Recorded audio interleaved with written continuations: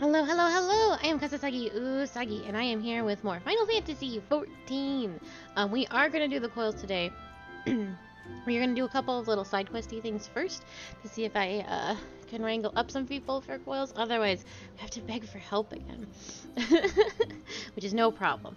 We're going to start with the Lancer quest. I was actually sitting by the ninja people, and I was being a ninja, and I was like, why is this quest still red? It's because I did not level up.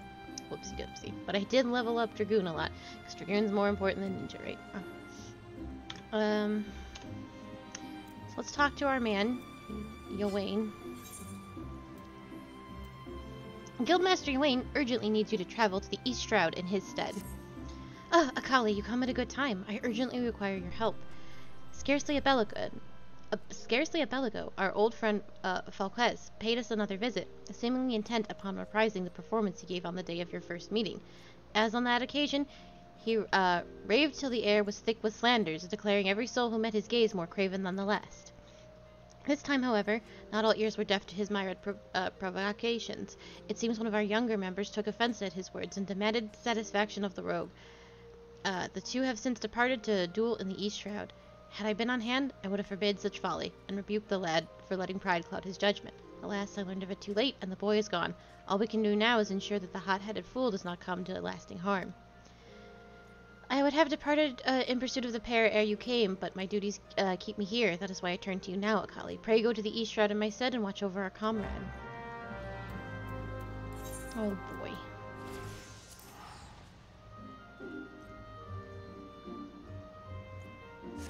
I'm hoping I can hit 25 on time. Well, welcome, Zath.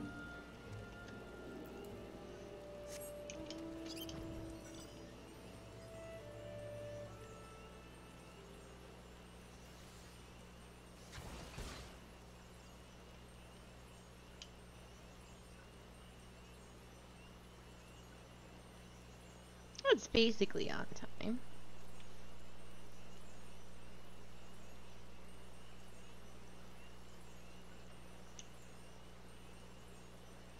Are you usually this grumpy about flying? I thought you were usually excited about it. Why's my bunny so sad? Oh, because I'm flying slow. There we go. I had walk on. I did notice I was flying exceptionally slow. Like, why are you sad about it? Oh, you got your ass kicked, huh? And then he bound you. So we meet again. You remember who I am, I trust? I do. But of course you remember your mentor, he who taught you the true meaning of courage. These flies are, like, super in my way. I understand you were able to retrieve the Stone of Courage in Spirit Hold. It seems I was right about you. You have the makings of a true Lancer, unlike these charlatans at the Lancers Guild. Hi, hi! It is well that you have come to me, for I have just the trial for you, one that will do wonders for your courage. Not interested, you say? But you have no choice. Should you refuse? Well, suffice it to say that I will not be able to guarantee the safety of your comrade here. When last we spoke, I told you that a Lancer may forge true courage only in the midst of great danger. Needless to say, the threat posed by an ordinary creature is insufficient. You must needs seek out better sport. But fear not, for I have taken the liberty of finding you something suitable. Take this alchemic potation and sprinkle upon the exposed roots yonder. Doing so will garner the wrath of a certain creature, which you must then strike down. Bruh, this quest is too easy for me. I am so strong.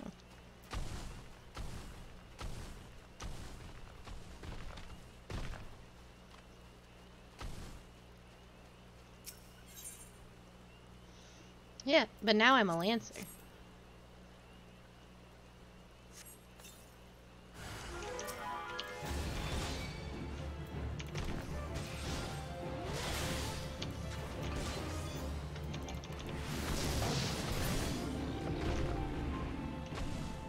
So, you can be any job in Final Fantasy XIV. You can unlock every single job here. You do not need to roll a new character. So we're maining White Mage for fast Qs, because DPS Qs take literally forever. So we main White Mage for fast Qs.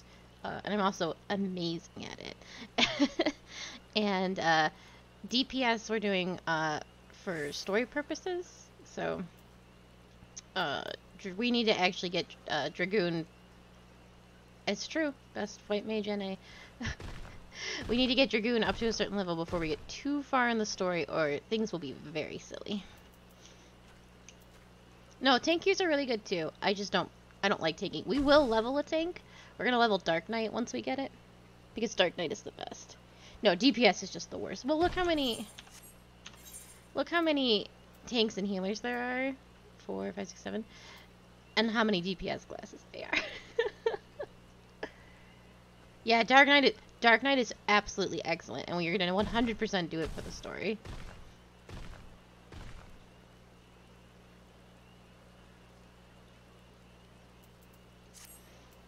Well, I did it. So you have vanquished the Trent. Well done. By striking down the frenzied creature, you have further strengthened your courage. Huh?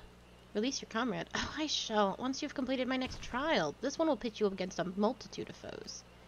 Make your way to the Lifemen Stump in the Central Shroud. Once there, seek out a likely spot among the forest path to lie in wait. Man-eating wolves are wont to hunt at this time of year, and it should not be long before a pack appears. When the beasts show themselves, you are to slay their leader, the Alpha Wolf. I will be observing from up close, the better to offer you advice. I don't need your help killing wolves. I just think there's a misunderstanding of just who I am.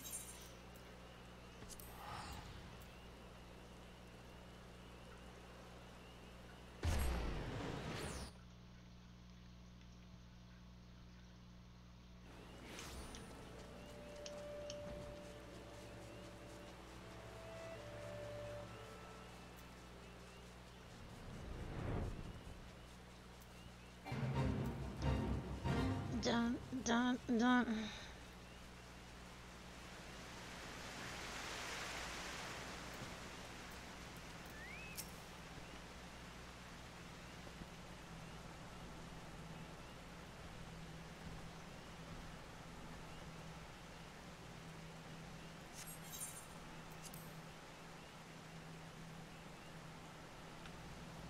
Yeah, there's an important NPC we need to meet in the Dragoon quest, because if we happen to do Dragoon later, it's very ridiculous. Oh, we're teaming up? Oh, I really don't need your help. Or want it.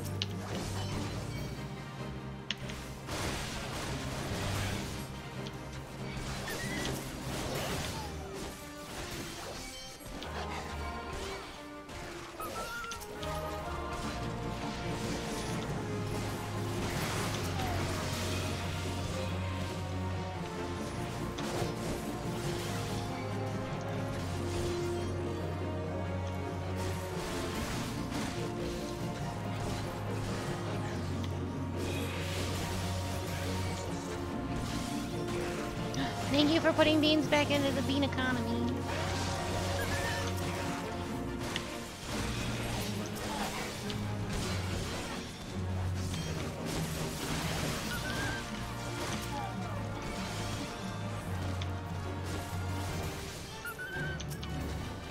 Gotta keep the beans going.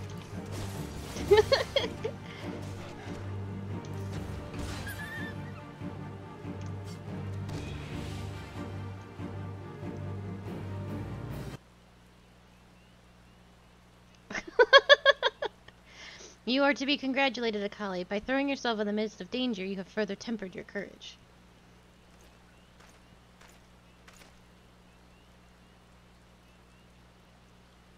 And in the process you have brought peace to Lifemen Stump, a place considered sacred by the people of Gridania. Having undertaken my trials, you must now see that those issued by the guild are not but child's play. Mine is the one true path of courage. All others lead to ignominy, and if you wish to become a lancer worthy of the name, I suggest you leave Ywain and his house of cravens, never to return. For your sake, I pray you do soon, till we meet again.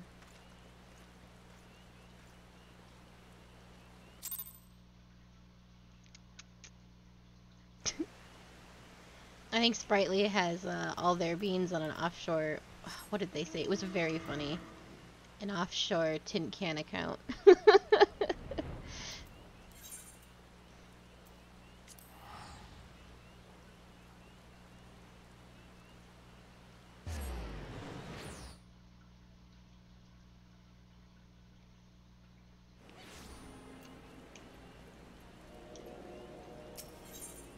Oh, I don't think I don't think he was here. No, I know she isn't. But she made brownies but replaced flour with black beans. And she wasn't gonna tell me she did this and was just gonna let me eat that. And I came in and I was like, what the hell are those? And she's like, beans. And I was like, why the fuck do you have beans? And she's like, I'm making brownies. And I was like, what? And she's like, I wasn't gonna tell you because I knew you wouldn't eat something made out of beans. And I was like, of course I wouldn't. And then she's like, look at you on stream talking about the beans, but when the beans are here, you want nothing to do with them. I was not gonna eat those brownies. I know you can replace flour with like a bean substitute. I don't know, it sounded crazy, but I knew I didn't want to eat beans with chocolate. That much I was 100% certain. Yeah, she used black beans for brownies. I don't know. That's what she was doing. And it was like, I saw all those beans and I was like, absolutely not. I have no idea if they were good. I don't even know if she's had it yet. But I knew that I was going to be a part of that.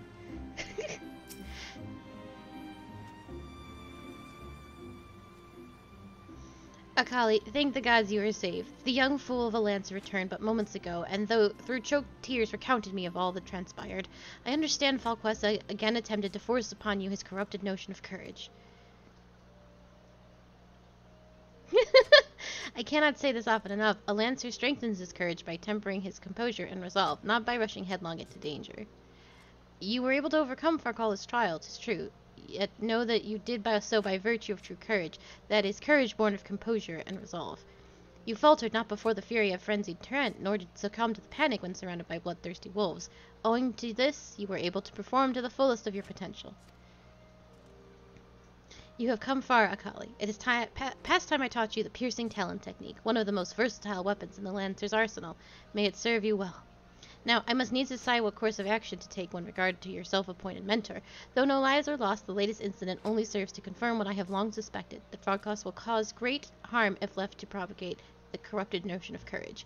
He must be persuaded to desist, though I do not yet know how. Mayhap his regard for you could be turned into our advantage, but leave such considerations to me. For the time being, you would do well to put Farkas from your mind. Focus on your training and strive to master the technique I have taught you. I look forward to our next meeting. I'll take that money, thank you. So you know what you do with this new ability when you're a Dragoon Raider? I need to get back to the main screen. This ability that they just gave me, you know what we do with it? Put it in the trash. It was actually a good it's a good ability when you're a Lobby.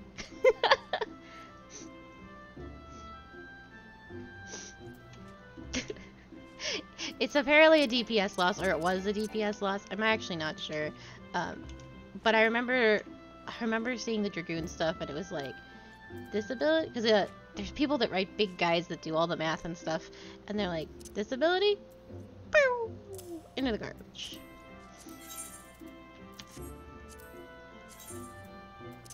Put that back.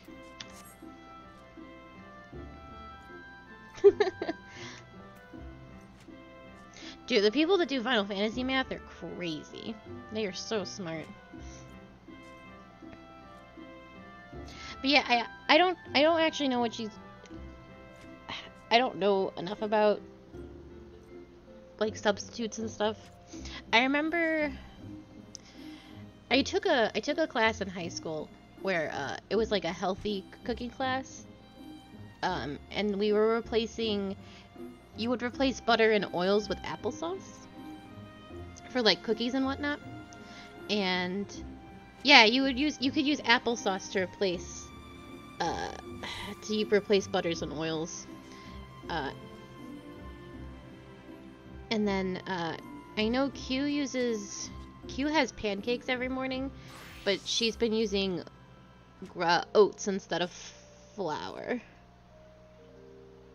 Yeah, banana for egg. Yeah, we had there was cooking classes, but this was a gym class, so half the semester was like weight training and building, and then the second half was like how to eat really healthy. So we would learn like different recipes and stuff. Yeah, the cooking class was technically a gym class, so.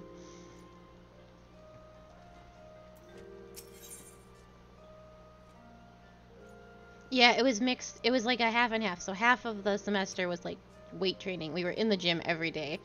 And then the second half was how to eat better and like take fats. And I don't remember. It was a very long time ago. Guildmaster Yawain has a trial in mind for you, which promises to be more dangerous than any you have faced thus far. Hell yeah. I've been expecting you, Akali. You've been training hard, I trust? I would see your next trial one more dangerous than any you have faced before. But I would not send an unprepared woman to her death. Before we proceed, I must needs verify your progress with mine own eyes.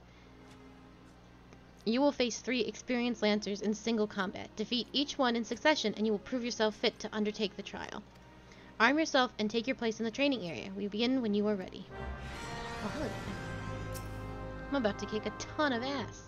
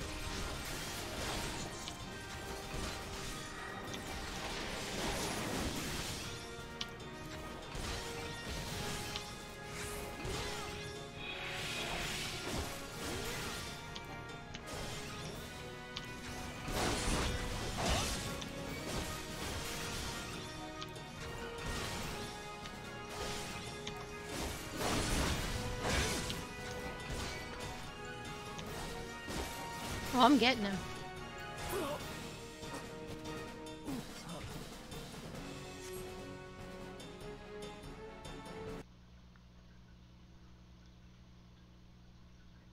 Well done, Akali.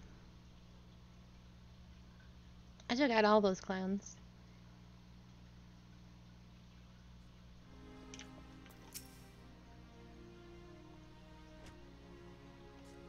Impressive, Akali, most impressive. You are ready to face the trial. Yet I did not exaggerate when I said it would be dangerous. Make no mistake, to take this test is to risk death. Knowing this, do you still wish to proceed? Yeah, bruh. You disappoint me. Back again, are you? How have we not arrested this man? That woman is the only soul in this pathetic excuse for a guild who shows any promise. Which is why I counseled her to leave you. Alas, she chose to remain in your house of cravens. Such a waste.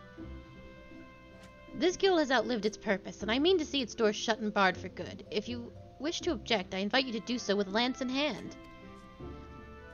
You do not want for confidence, sir, but answer me this. What grudge do you hold against us? For what reason did you choose this of all crusades? I detest cravens who would proclaim their courage and like nothing better than to crush them. That is my reason. Well, The fixity of your purpose is clear, even if your reasoning is not. So be it. Suffice it to say, you will not have your way without a fight. Oh, but do not presume that I will be your opponent. No, you must face the Lancer with whom you so grandly claimed mentorship, the one woman among us whose potential you considered to acknowledge. Akali shall represent us all. As Guildmaster, I wager the fate of the guild upon her lance. Do as you will, coward. It is your guild to throw away. You may even set the terms of the contest. Very well. Akali here is to undertake a trial. I challenge you to complete the task before she does. You are to travel to the East Shroud and prove your courage before the Lord of the Bramble Patch. He is a giant among spores, unrivaled in strength and savagery, and ruler over all his kind. You must go before this fearsome creature and stand your ground. Know, though, that the Lord of the Bramble Patch will not grant an audience to just anyone. You must needs present him with an offering of the bloody tusks of his subjects, the wild boars that inhabit his domain. When you have prepared your offering, leave it upon the area of trampled earth. Drawn to the stench of blood, the Lord of Bramble Patch will soon appear. That is all. Are there any questions? No? Then let the trial commence.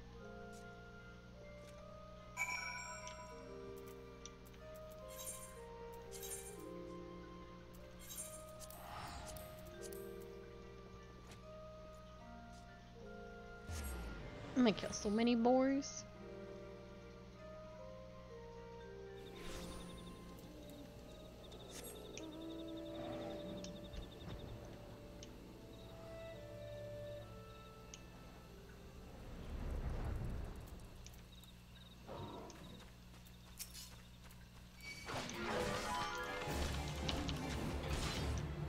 I hope every boar drops 2 tusks, and this isn't some World of Warcraft bullshit.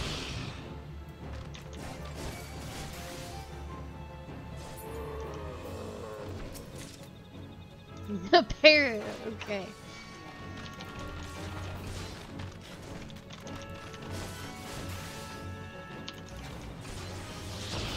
Ten dead boars it is.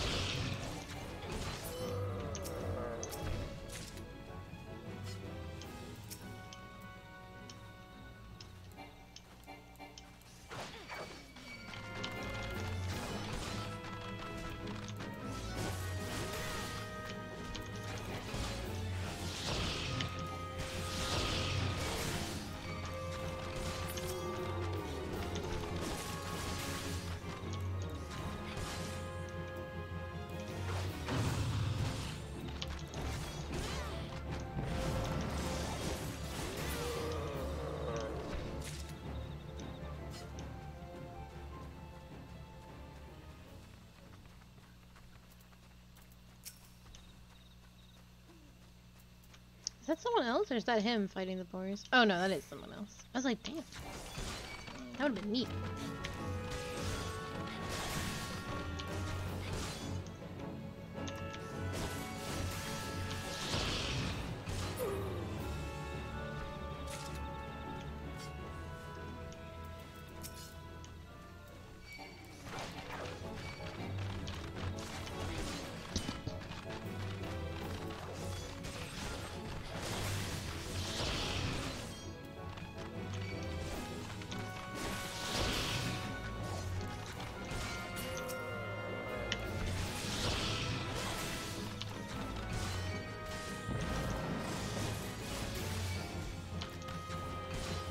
Sushi across the country. I don't think it's gonna keep.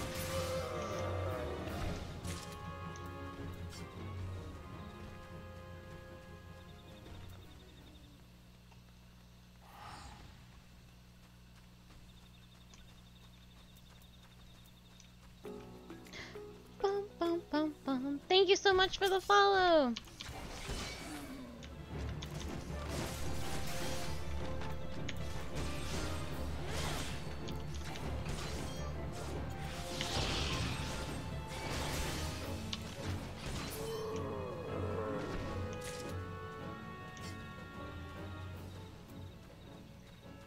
Oh, thank you so much.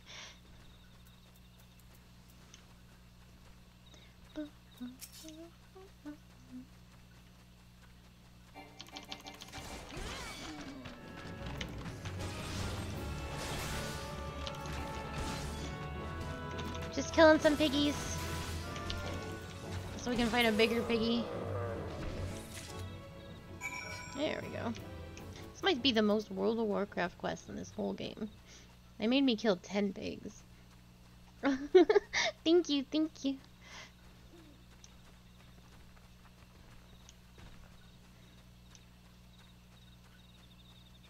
At least every pig dropped a tusk. I would have had to kill 50 pigs if this was a different game.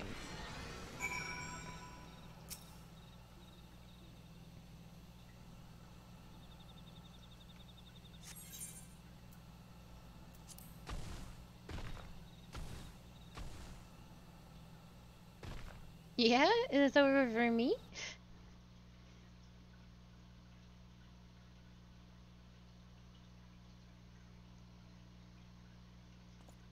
I don't... How?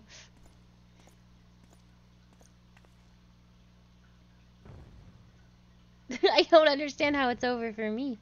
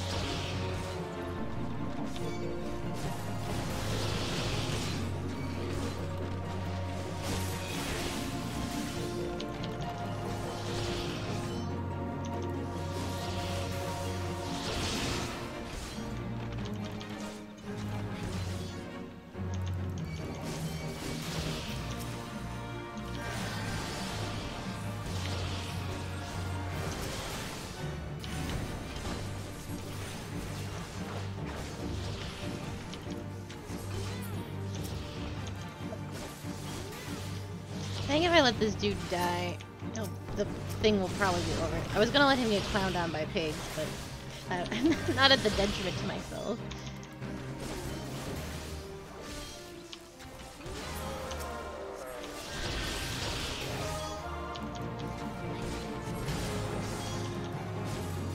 I might have let him get clowned on by pigs too hard. There we go.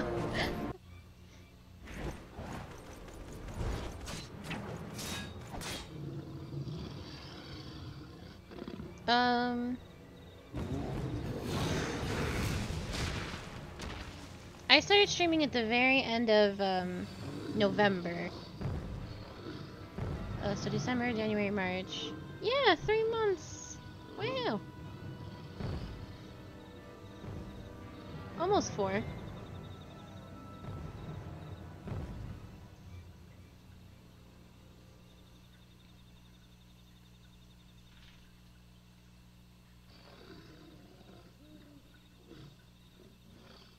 Yeah. You shan't find much sport in these two. Come back another day, my friend.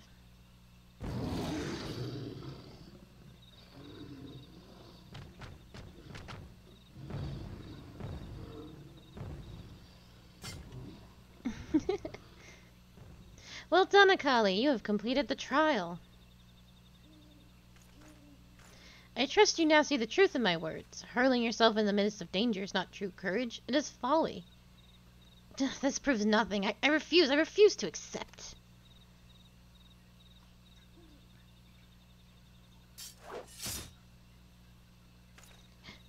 Gasp. You refuse to accept the weakness within you.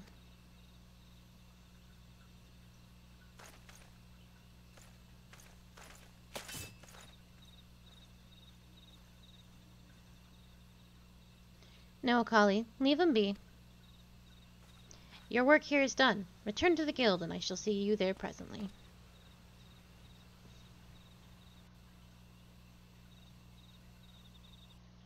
Cream pancakes. Oh, I want cream pancakes.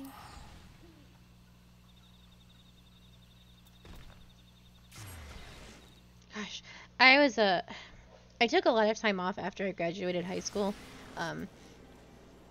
before I went to college because I was a super bad student in high school.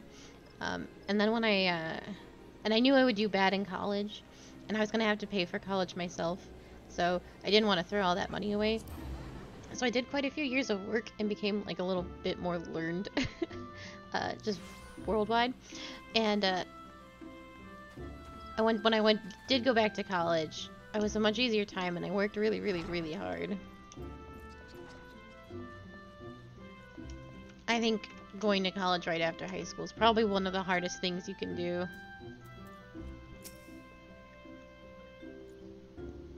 God, my GPA was really, really good, and then my last year of college, yeah, my last year of college, so this is gonna sound sad, but it's not that, it was quite a number of years ago, so it's not that sad.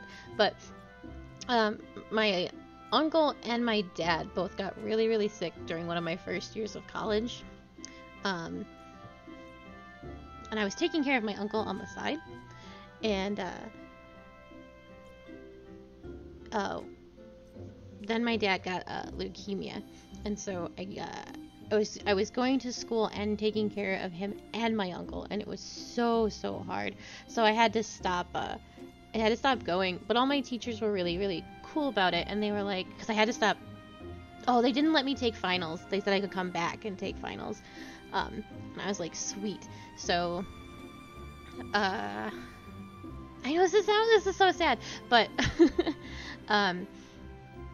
they both ended up passing away, within a year of each other.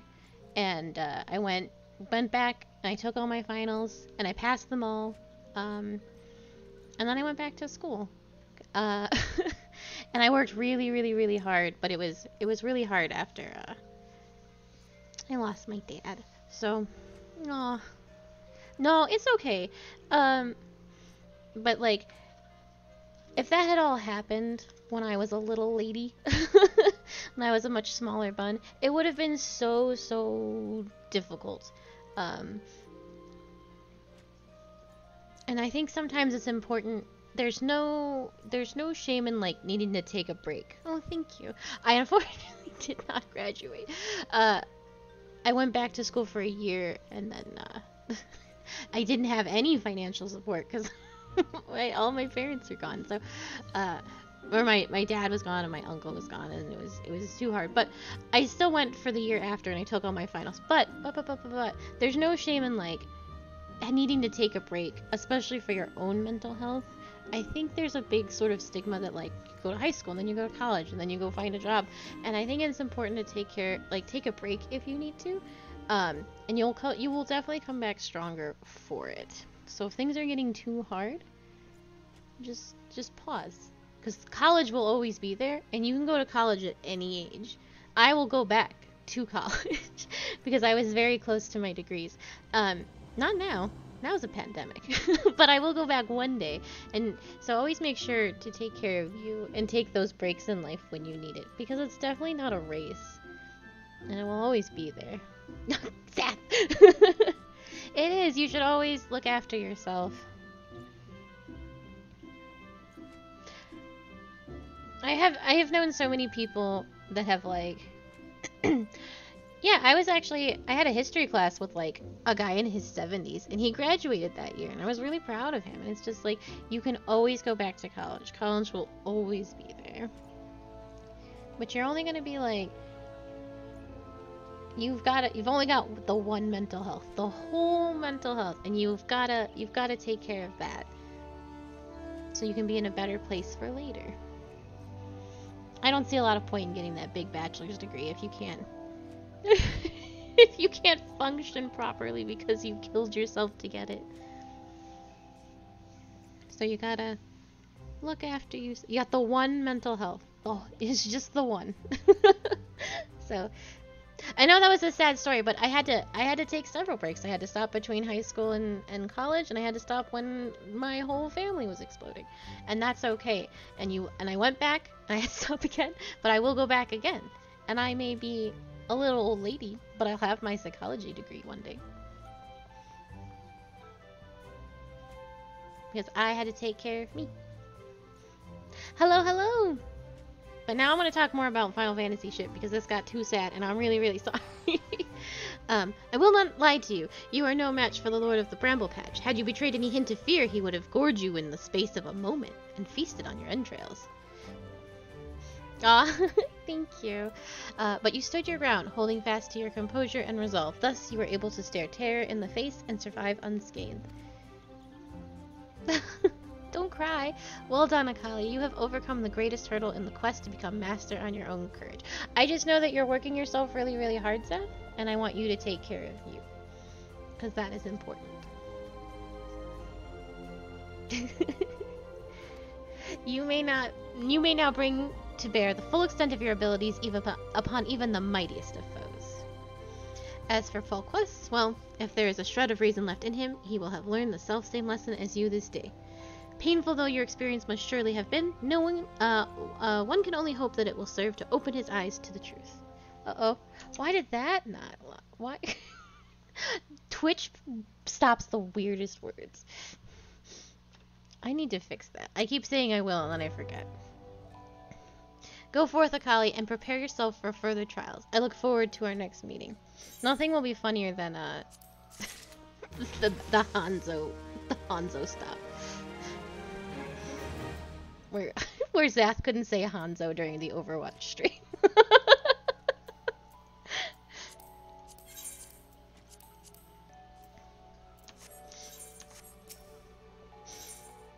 Guildmaster Ewain wants you to learn the other masters of the learn from other masters of the Lancers Art.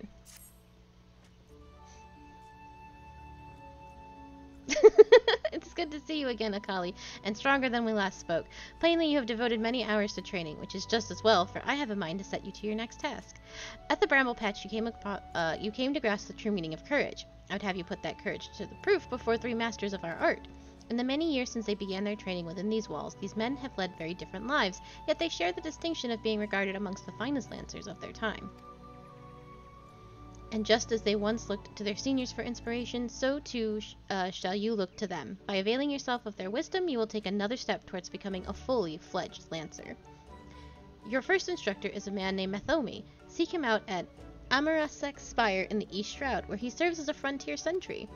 The long years at his post have honed Methomi's perception. No detail escapes the man's piercing eye. Present yourself before him for inspection, Akali, and do as he bids you. I didn't absorb a lot of that, but I think it wants me to leave.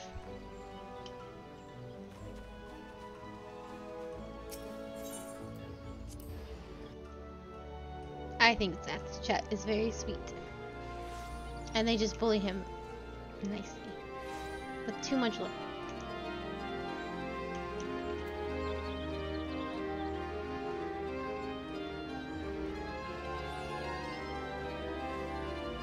I know this song.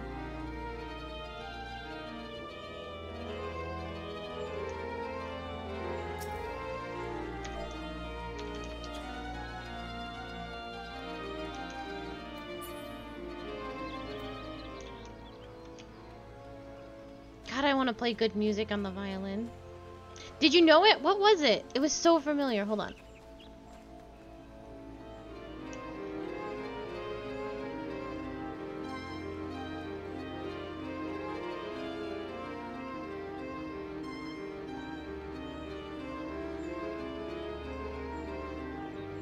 It's hard with the actual BGM. Hold on.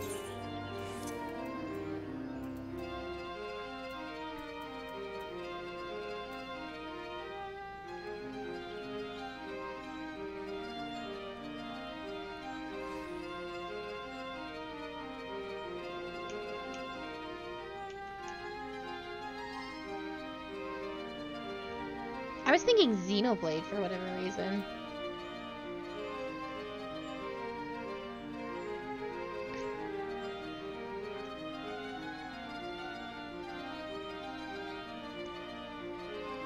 Yo, Kirby!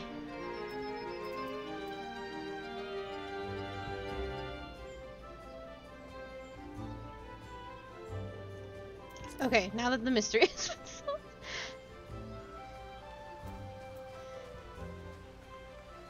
So it's against terms of service to play licensed music with your instruments in Final Fantasy XIV. That does not stop a single soul, but you can be banned for it.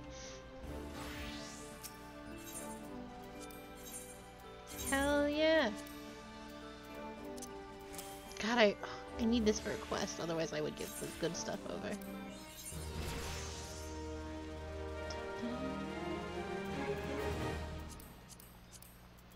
High potions. Can I not? What? I can just make those.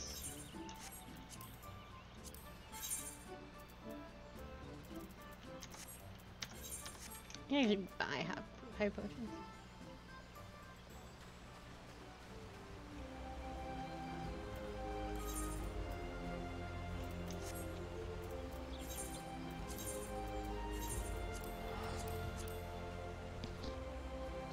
Gosh, a whole bunch of my Fall Guys stream got muted because of DMCAs. So I don't know what to do with that. Yeah. It's muted in like 2 or 3 places for like 10 minutes or so. Yeah, it was very sad. Cause I wanted to yeah.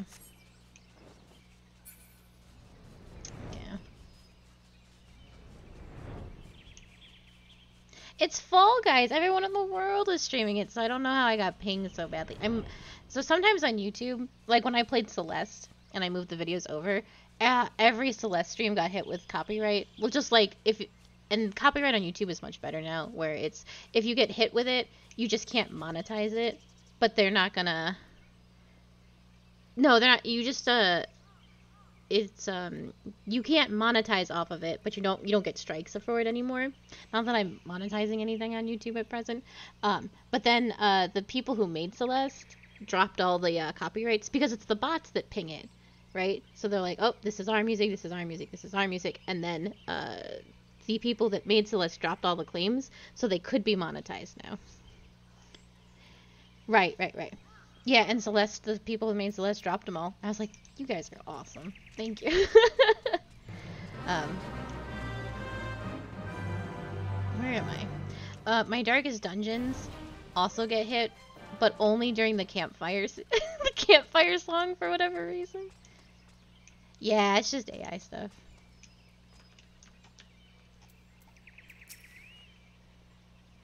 You must be the young Lancer I was told to expect. Greetings and well met. I am Mathomi, commander of the brave men and women of the Spire. Now let's have a look at you. I see. You possess the strength and skill in abundance. Of this there is no doubt, but you still want for experience. Oh, I don't doubt you've seen much and more. Mayhap you believe there is not out left for you that, mayhap you believe there is not out left there to unnerve you. Yet the world is wide, and only the gods can claim to know all. You may be assured that the legendary officers of old faltered at times. No Lancer nor any man can foresee all possibilities. He can steel himself for the unexpected. I would have you do just that. Take this bottle of fresh spoken blood and sprinkle it on the foot of the great tree to the north. Doing so will lure out a creature of the night, which you are to vanquish. Okie dokie. Throw myself off this thing.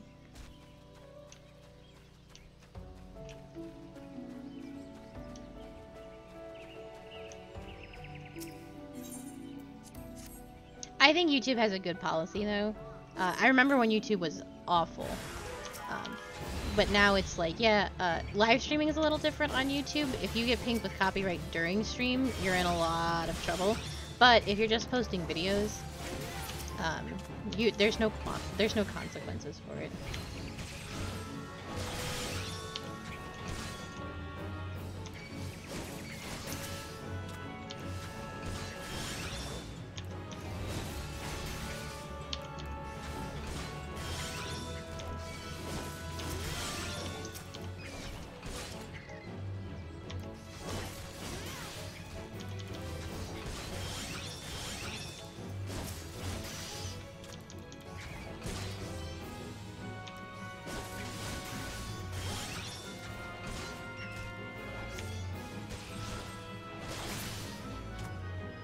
It's just bats?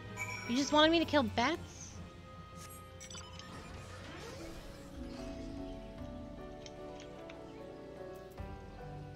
I can't get down. Welcome back, lass, and well done. I bore witness to your battle with mine own eyes. The blood bat bewilders its prey with its ceaseless flittering, which makes putting a spear into the beast an exercise in frustration that may easily have given rise to panic. Yet to your credit, you fought on resolutely, and thus emerged the victor.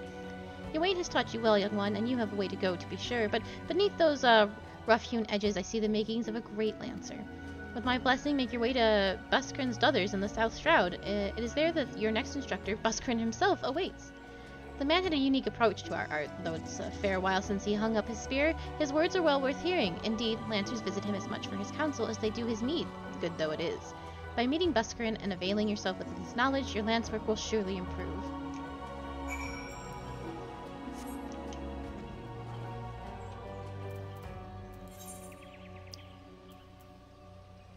Oh, these both suck. You're still in bed, Zath? Goodbye. Goodbye forever.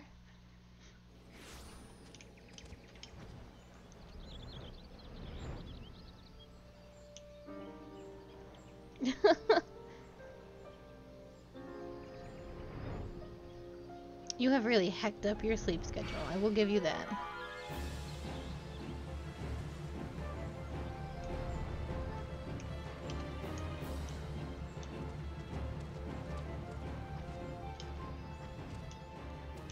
Excuse me, everyone. I'm busy. Excuse me.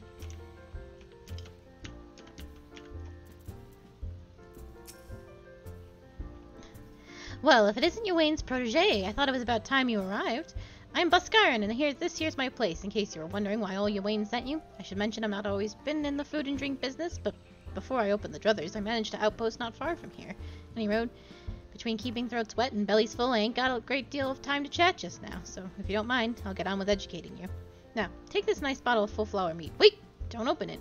This ain't that kind of lesson. No, I want you to make an offering at Miss Dell's Lance, which is a monument tucked away in the rocky cleft to the south of here. See the bottle safely there, complete with its contents. And when you come back, I'll tell you a story. Got all that? Good.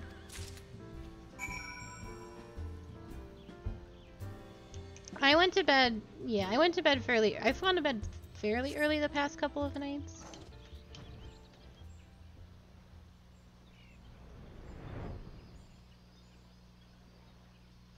Oh, Persona 5 is so good.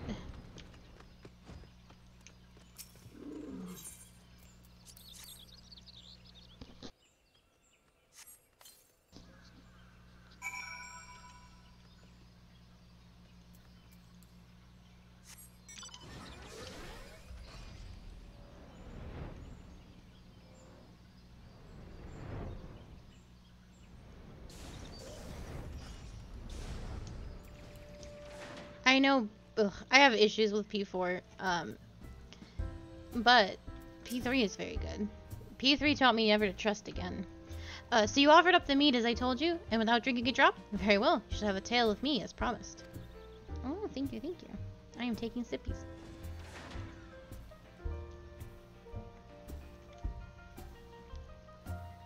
Miss Dell is the man who founded the Lancers Guild, and the monument I sent you to was erected in his honor.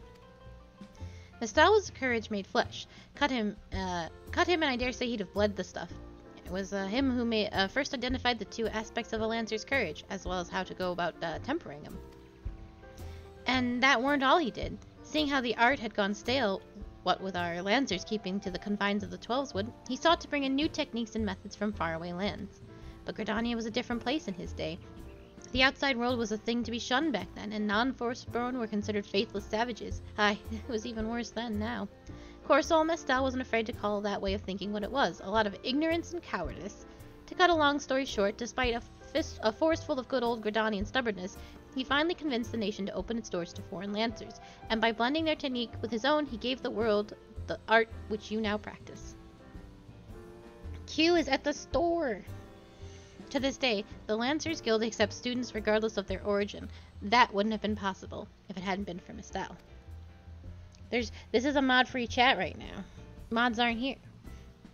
The Lancers owe him much and more, and it's our charge to carry on his legacy. Never forget that. Eh? What's that? When's the trial? Much as I hate to disappoint, there isn't one. Your courage was never in doubt, Les. My part in your training's done. 'Tis time you visited your third and final instructor, a fellow named something super French, Valucar. You will find him whiling away his time at the Bobbing Cork. Like as not. Oh, that's the name of an inn in the Fallguard float, in case you didn't know. Up in North Shroud it is.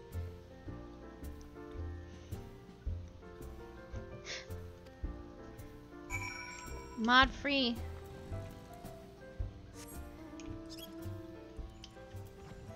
All anarchy all the time.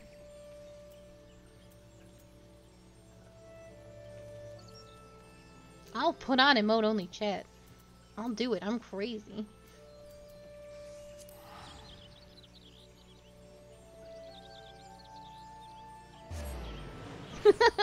Hanzo isn't banned anymore. Are you trying to find out what crazy Twitch filters there are?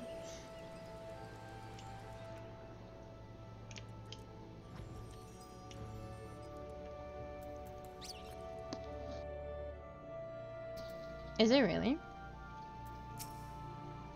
I take it you're the young Lancer of whom Yawain spoke, and an adventurer besides, by the look of you. I was an adventurer myself once. That was before I became a lance for hire. But enough idle talk. You have come to learn from me, and learn from you shall. Be warned, though, that you will not find me as lenient an instructor as the others. Now pay attention. Thus far you have learned to muster your courage in situations of fear, panic, and uncertainty. With me you will learn to do so in the face of change. The enemy is a living thing, and living things are apt to change. Whatever the nature of that change, a Lancer must be able to think and adapt. And to think and adapt during battle requires courage. To teach you the meaning of my words, I would have you challenge a fiery fiend known as a red balloon. However, the creature will appear only when there is a raging flame. You may kindle a flame by procuring 6 fingers from flame balloons and depositing them in a gut campfire. This should suffice to entice the red balloon. As the battle wears on, the creature's fury shall burn with ever greater furor, until it is ripe to burst in a conflagration of death. Let courage lend strength to your lance and extinguish this fiery foe. The A was too much.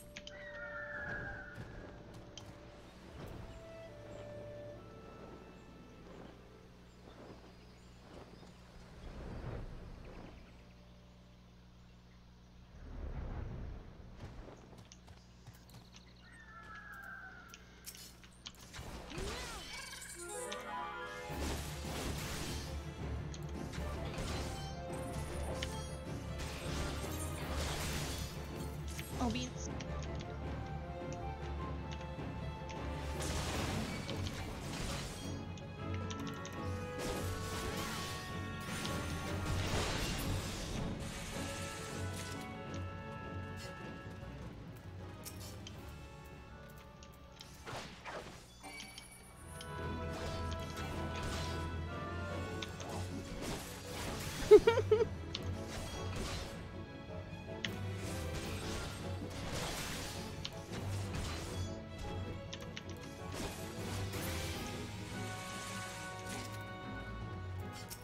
I wish I remembered how the song Red Balloons went. Ah, fuck. Alright.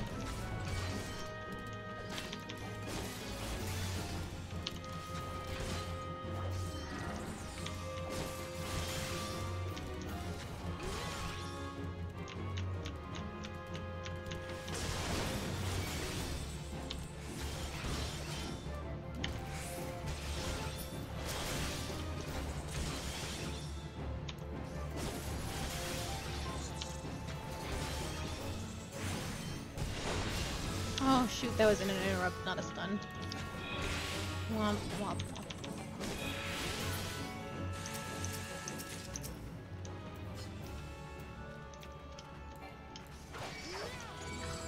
womp. Mind your business!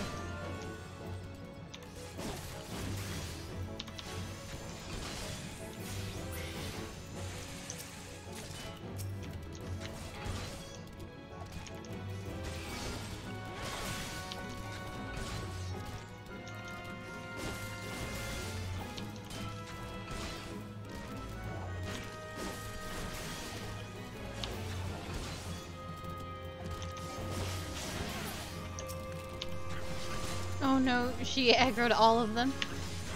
Maybe she's fine. Oh, she's level 44. She's...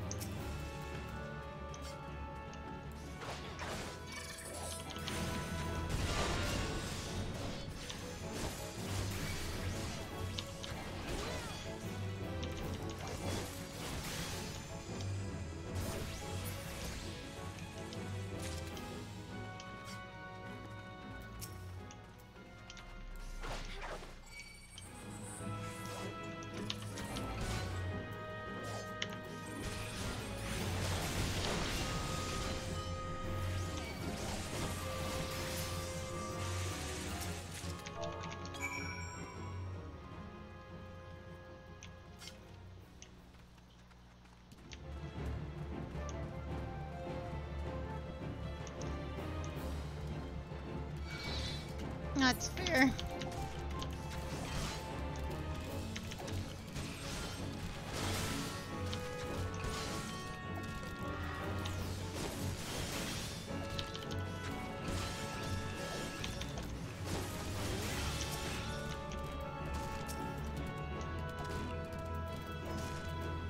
You wanna die? Can I do an auto attack? Goodness gracious.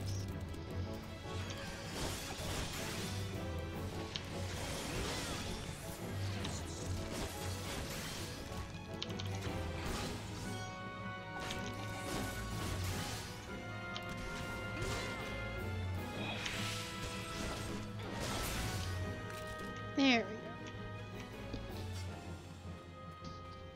go. All's well. Let's start a fire. No, that happened instantly.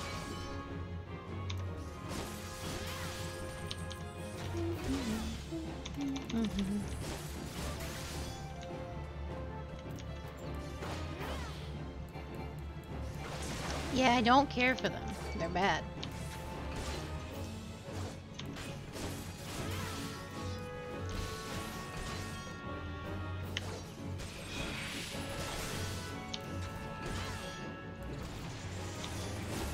They're very bad. Strings is right.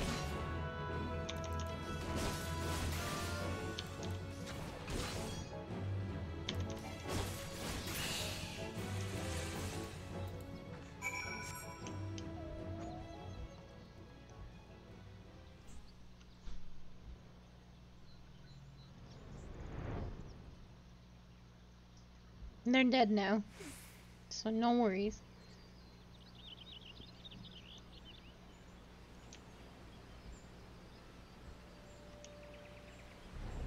Excuse me, everybody. Whale coming through.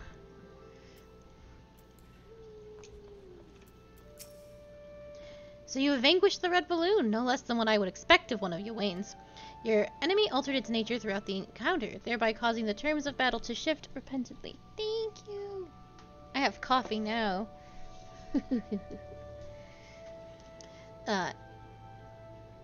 Yet ever did you press onward, your courage holding firm in the midst of constant change, so it was that you emerged triumphant. I am not known for being liberal with my praise, but you have done well. Yours is genuine courage.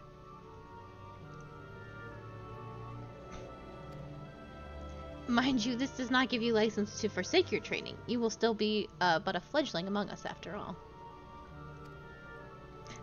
I have finished with you. You may report back to Ywain, and when you do, tell him that young upstart that I demand he show his face here from time to time. That is all.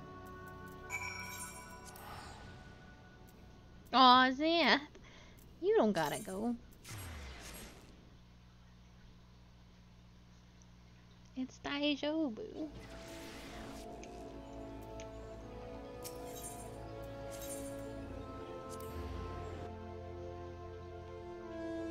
What does it take to make high potions? Because that's what that thing wants.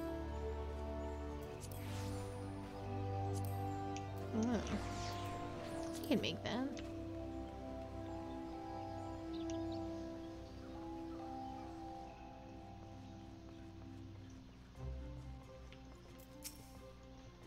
Oh, Valois demands that I show my face. I can only assume the buxom brunette at the float isn't lavishing him with the attention he craves. Very well, I shall see what I can do. As for you, Akali, well done. I never doubted that you would meet with the approval of all 3 men, yet I am no less proud of you for having done so. You have traveled along the Lancer's path, and soon you will no longer require my guidance. In fact, you need overcome but one further trial to complete your education here. Do so, and I will give you my blessing to leave the Lancers Guild and embark on a new adventure with spear in hand. As ever, apply yourself for your lance work and return when you are ready for your final challenge. I look forward to our next meeting. No, Nikki. Well, that's cute. All my gear is really good, though. I think we're gonna do the new top because it's adorable. And it's purple. Oh, I have all this new clothing. Wait, it's green. But when I put it on, it was purple.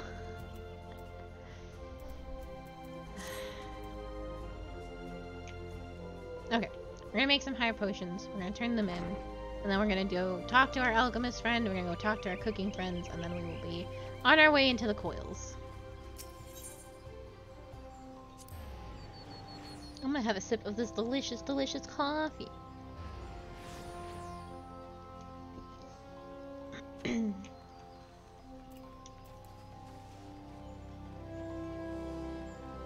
Oh, it's so tasty.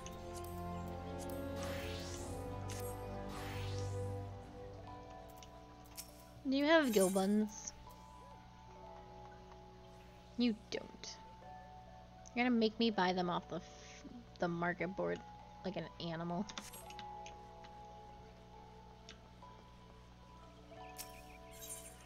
What do I need? I need a gill bun. Good gracious! Alright, that's so many. And I need meat. This better be not outrageous. Okay. Fine. I need action.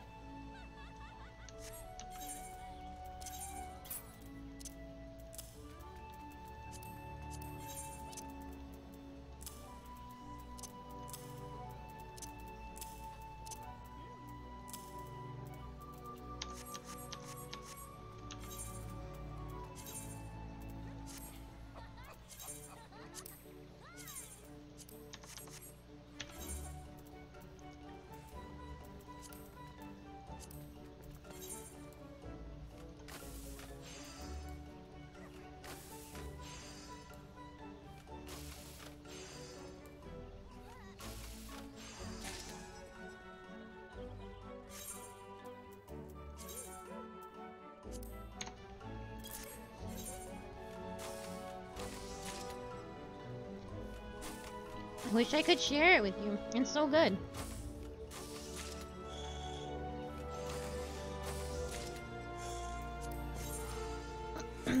Absolutely excellent. Okay. We'll go turn that in real quick.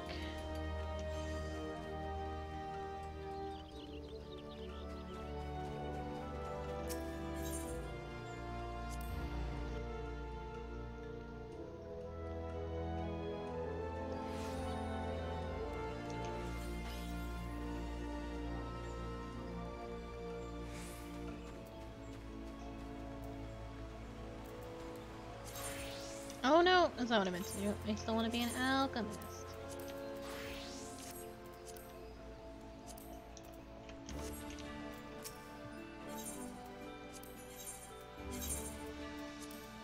There you go, my man.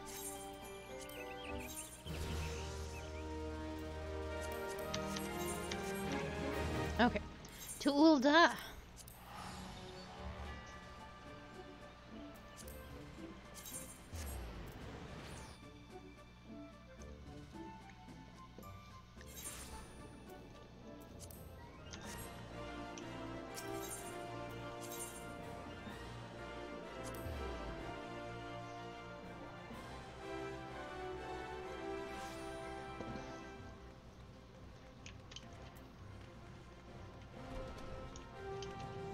Hello! It's me! Guildmaster Severan's foul mood hints at another unwanted task awaiting your assistance. Ah! You disturbed me at the most delicate stage in my experiments! Your timing is... that is to say, my dear assistant, your timing could not be more fortuitous! For you see, once again, my incorrigible colleagues have foisted upon me a most unstimulating assignment. You can imagine my consternation at this continued effrontery, but when I consider the ease at which you performed your prior task and my desire to find a greater challenge to test your alchemical aptitude, the solution to this onerous situation became glaringly obvious. Thus, do I turn over this misappointed duty to a more fitting recipient. Your task this day is to manufacture a pinch of the highest quality natron. You do understand that this order cannot be filled with any average sample, yes? But I feel I must warn you, the quest for greater quality may ensnare you with an entirely new level of obsession. We're on high quality tasks already? God damn. Okay. Natron is something you have to get ingredients. The ingredients for natron, I do believe, are mined. So we'll have to go buy that water. Definitely off the market board.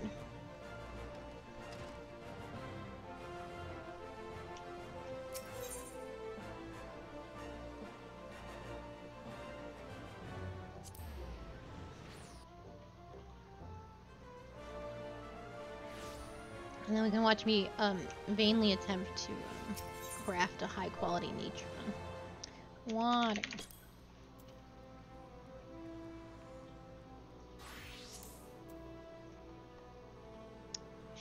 Surely not. Well, this is what I'm going to do. I'm going to buy 30 of these. And I'm going to go back to the Alchemist Guild and buy many salt rocks. And by the grace of God, perhaps one will become high quality. We'll leave it up to God and anime. Because the high quality waters are way too expensive. And I'm not about to pick up mining to solve my problems. Or the salt rocks.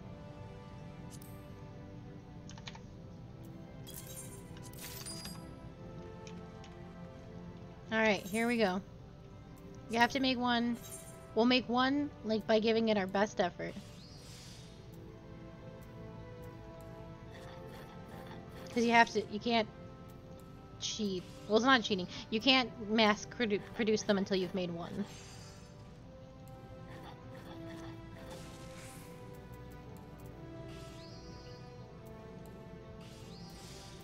Well, I've made a big mistake.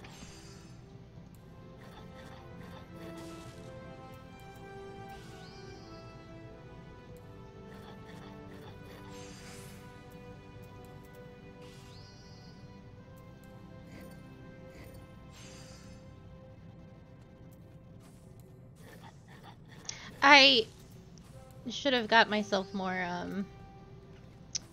I should have used the good to give myself more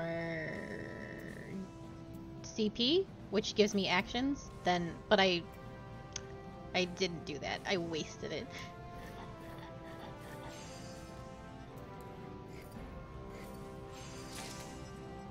Well, that was an 8% chance.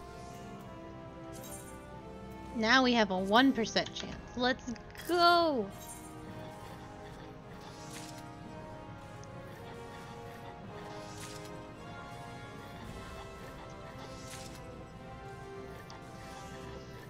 One percent.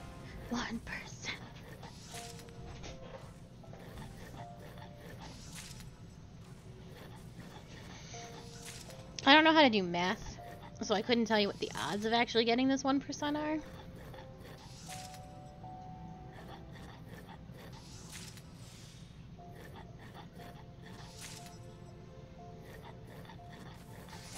Yeah! I did it. I learned. Are you proud of me? How fare you in your quest for quality natron? I understand only too well the lure of attaining perfection, but as per an alchemist, the timing of results must be also considered. Whatever. Take it.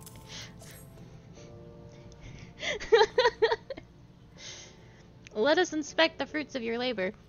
Yes, this substance is indeed nature, and with a pinch of powdery magnificence it is. With this level of quality, it will perform wonders in any field of applications. I would not be surprised to see your client return time and time again for more and more. You shall be doomed to create nothing but your wondrous powder for the rest of your living years. Lest you think I jest, I would have you realize the sheer range of practical use for this material. It is found in the manufacture of glass, the treatment of wool, and even in the mixing bowls of culinarians. Though alchemy is required to produce nature, and the substance is of far greater value to many other disciplines. In this way, the benefits of alchemical discovery find their way into every facet of civilized life. The era which we alchemists were branded as crazed heretics is now all but a forgotten page in the history books. Not that I am overly concerned with such opinions. The current attitude of acceptance merely allows me to continue my research with relative freedom, you understand. The manner in which my work might eventually be put to use is of little interest to me compared to the results themselves.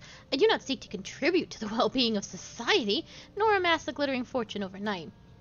No, my entire being is focused upon one thing and only one thing. Soon, I will have one last task for you to perform. Once done, I shall permit you to assist me during the ascent into the absolute pinnacle of alchemy. Yeah?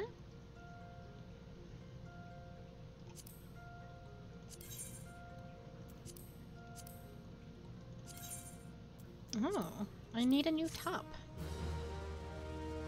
We only had 29 tries with that. He did a little spin!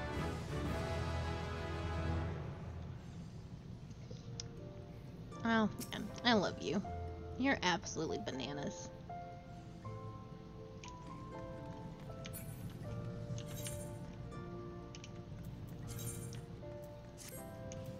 Oh my gosh, I'm a disaster. Okay. We have to go cook something really fast. You also need a shirt.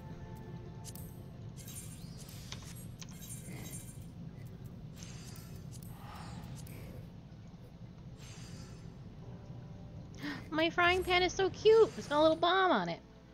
No, no, no, no. I pay for this game.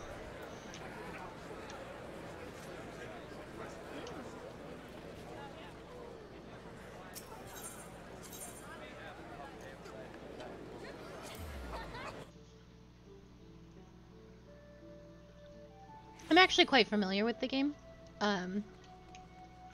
Oh no, this isn't all. I am familiar with the game, but I'm going through the story and I'm doing things that are important story-wise so that we make it to Endwalker with all the knowledge that we can, because I know Endwalker is the end of this big long story arc. That's why we're doing things kind of, I guess, you know, it's a... I want to do Culinarian before the end of ARR, and I want to do Dragoon before we meet certain NPCs. So I have a scheme on how I kind of want things to all play out. So we can get lore in the appropriate doses. And I know that I need... This is for way later. I know I need a tank leveled up, I need a healer leveled up, and I'm gonna need one of these leveled up, so...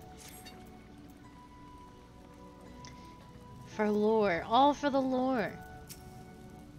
I don't mean to rush you, but if the ratatouille takes much longer, I fear I'm to pass out from exhaustion. I know, it's been like a week.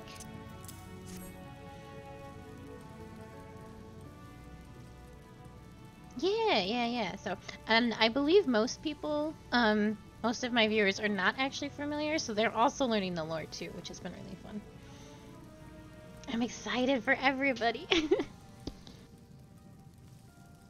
And it's a good refresher for myself as well, because I know it's all gonna become important when we hit Endwalker, so.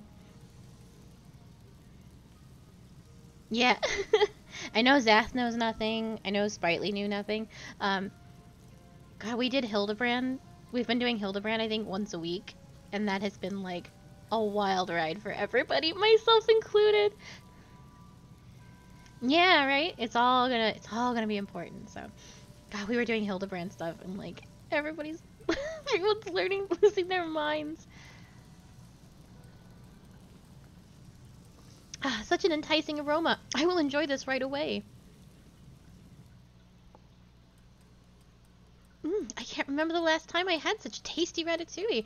That was truly wonderful, and with my hunger sated, we can now delve into the kind of work I do here. It's absolute bananas. In fact, you have just witnessed one of the most important duties, keeping track of our members' progress. I have found that sampling each person's rendition of ratatouille gives a marvelous insight into their growth. Owing to the simplicity, the vegetable sauté lends itself well to variation, allowing the chief to pour himself into its creation. Indeed, your own bespeaks your ability to create a quality dish under strict time constraints. You can. That's what we're doing right now. Do not underestimate that skill. You'll find yourself a great deal of restaurant success lies in performing tasks exponentially. As an example, some other services I provide are procuring ingredients, ensuring our equipment functions, and perhaps most importantly, listening to our customers. If any of these tasks were ignored for an extended period, it is fair to say that the Bismarck would fall into chaos and our name would lose its considerable luster. Well, I trust you now have something of insight into the responsibilities. I only wish that all our members shared your curiosity about what goes into running this place.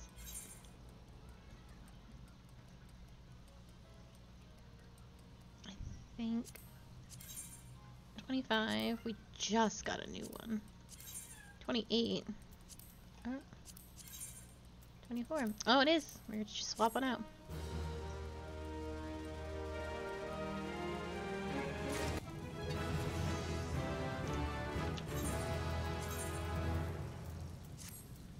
Oh, look at me!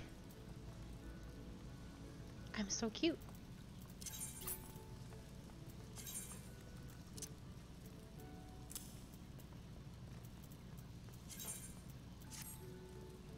Oh, it's so tiny. I have such a tiny little skillet. Let me see. Oh, it's so little.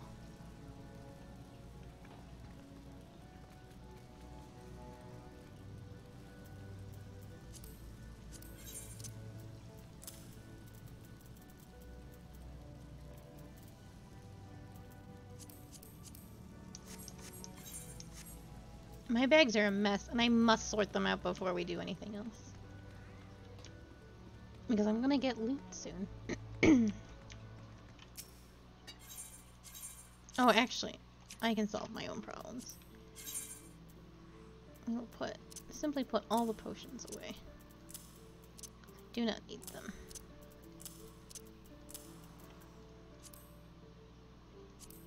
There we go. Back to White Mage, because now I think it is finally time to do Coils. The second half of Coils.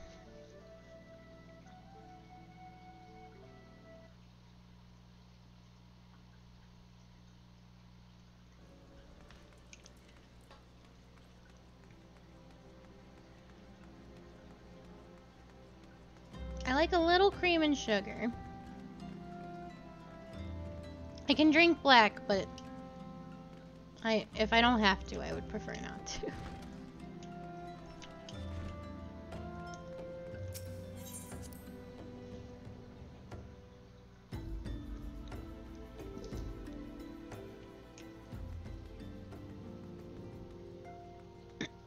That is okay. I used to be that way too. Hello, Arianje. Oh, shit. Oh, there we go. Arianje would have you delve deeper into the mystery surrounding the Elder Primal Bahamut. A crystal-choked abyss lieth beneath the Cotonou Flats, the unholy cradle of an Elder Primal, and by thy hand where truth's great and terrible rest from those once celestial depths. Yet, as it oft is the case, an answer doth breed a profusion of questions, and the unknown doth beckon an irresistible allure. Ne'er have the mysteries of the Red Moon lain so neatly within our grasp. Lady Alice hath sent word of her coming. 'Tis time once more to brave the precipice, and leap, unflinching, into the jagged wound that doth gape beneath the land.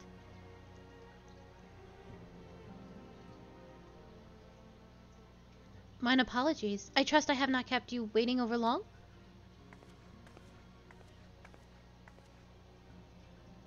Akali, I am both delighted and reassured to have you at my side once more. I would not waste your time with trivialities. Let us proceed directly to the discussion of that which we have learned, and that which we hope to learn anon. Initially, it was evidence of a new primal that led us to delve into the cavern beneath Castrum Obsidians and to explore the subterranean scars left after the fall of Dalaman. As you will recall, what we found was a vast, largely intact fragment of the fallen satellite, and within the depths of that structure, we discovered not the new primal we had expected, but the broken form of Bahamut himself.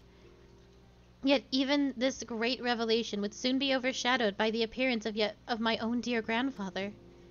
I have since shared our sundry findings with Ramboros, a preeminent scholar of the Sons of St. Konek, and he, in turn, did kindly furnish me with his theory concerning the Elder Primal's Elegon prison.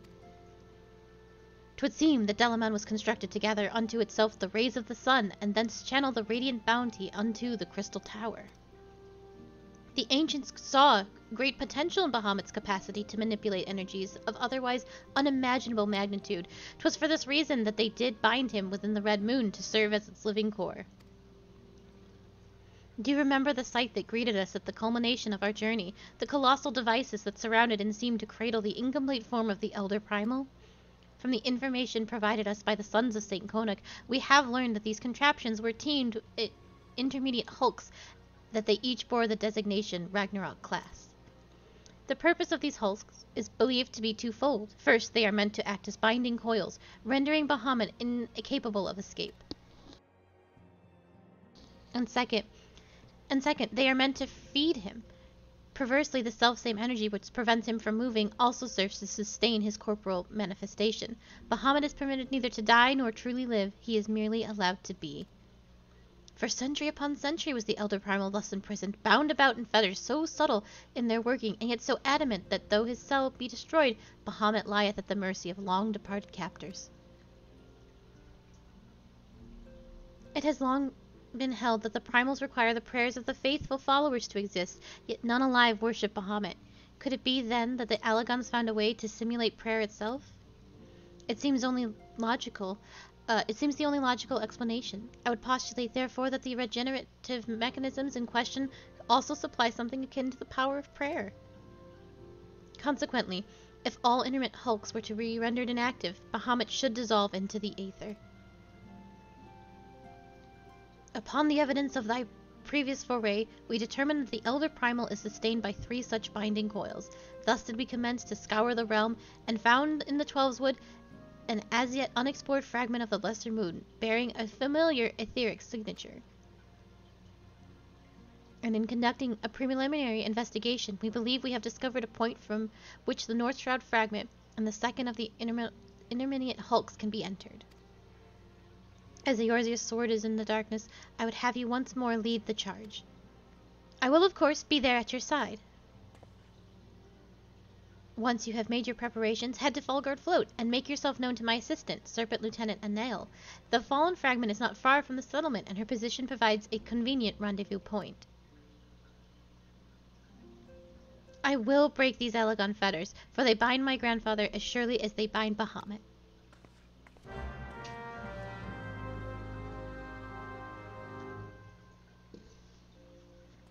Alright. Fulgard Float.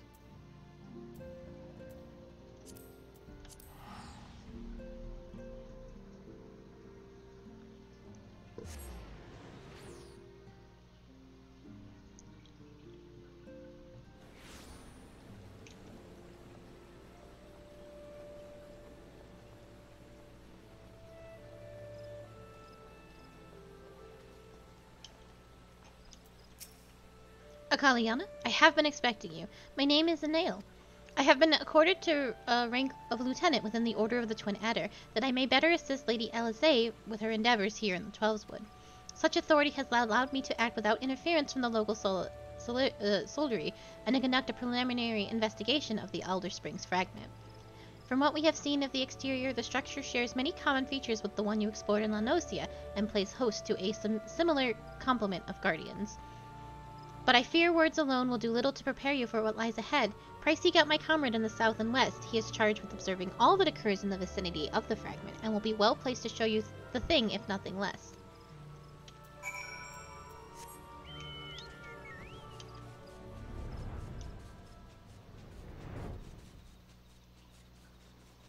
So that is that is a fragment of the moon that fell. We can get pretty close to it. So it fell and it shattered the world super hard. So all this floating world, you can see how badly all the broken trees and even the crystals in the back are all because of this big moon piece that fell. And it fucked up the world super hard.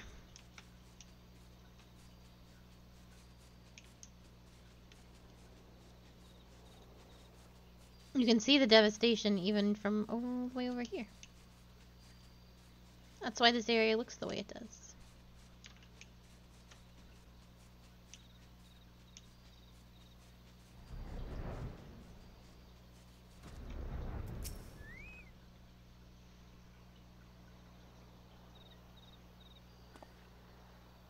What business brings you to this broken land? Unless you fancy being around, beating ground to a bloody pulp under the granite fist of a wandering golem, I suggest you bugger up.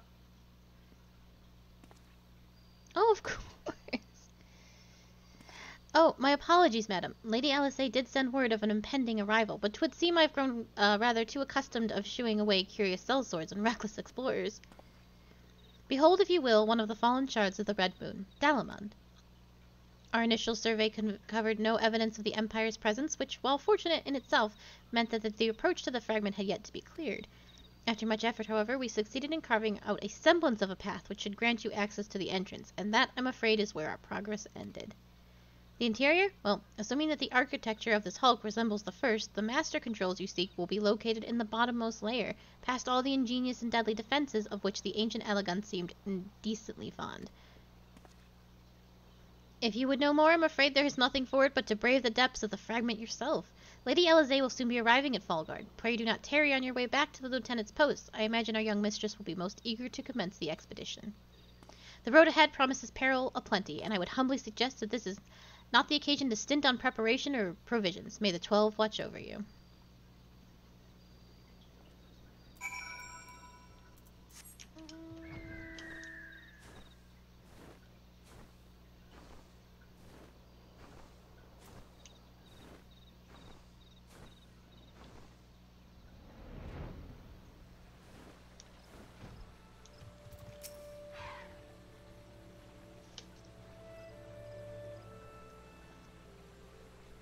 Mistress Yana, I trust the private's explanation was worth the journey. Simply securing an approach to the fragment's entrance proved a monumental task. I dare not think what defeating its inner defenses will entail. If there is aught I might do to aid you... My Lady Oh, my apologies, Master Elfino! Has there been a change of plan? Urianger informed me of the impending expedition. I merely came to exchange a few words with my fellow scion before she disappeared into the depths of the second coil. Akali, though I would strenuously deny if it were she present, my sister's admiration and affections for our grandsire exceeds even my own. Upon the matter of his legacy, therefore, Alisaie is wont to go above and beyond the call of duty. In our grandfather's absence, she has made the salvation of Eorzea her personal crusade. 'Twas which prompted her to brave the perils of the first coil. Yet the fact that she risks her life in this manner is not the greatest of my concerns. No, it is her subsequent fixation upon my grandfather's shade that worries me most. The quest to rid the world of Bahamut must not become a quest to save a man long dead. My sister must needs have a better reason to fight. A time will come when the fate of the realm rests upon our shoulders, and when it does, we must be strong in our resolve, and certain of the stakes of which we risk all. There is a wide difference between fighting for the good of Eorzea and fighting for the love of a man who died for the good of Eorzea. Alisaie must choose her own path. She cannot rely on grandfather to choose it for her, for he is gone. I am glad that it is you with whom she makes this journey. If Alisaie is to discover a deeper purpose, then where better to find one than at the side of Eorzea's greatest champion? 'Twas there that I found mine, after all. But at his past time I was gone. Fair fortune in your endeavors, Akali. Ah, Lieutenant Anali, was it? I would appreciate you making no mention of your presence here to my sister.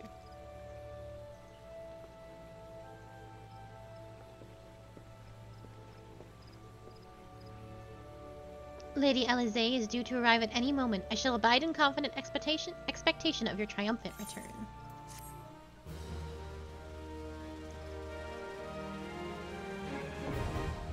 Okay, so like the first series of the Coils, for those that are new and have never done this before, the Coils are an incredibly hard series of dungeons that are not even in the roulettes. So let me pull that up really quickly. Well, let me set up a party and then I can explain while we inevitably wait. So every dungeon in this game is is usually in a roulette, which means and you count on roulettes because not everyone is probably doing like what's a trial that we've done. So not everyone is doing like Garuda, right? So people do roulettes though to gain big levels of experience points, and so that's how you get enough people to do the Garuda fight, because of roulettes. These fights were so hard back in the day, and are still so hard, that they are not in the roulettes. So if you wanted to do them, you would have to wait in a queue for 7 other people that are also possibly wanting to do this quest, but nobody does it because of how hard it is. Or you or you asked somebody bigger and stronger to take you through it solo. That is the only way to see these things done. We don't have hours to wait to find 7 other people who don't know the mechanics of these these insanely hard dungeons. So yeah, so what I have to do is I have to beg. It's a raid.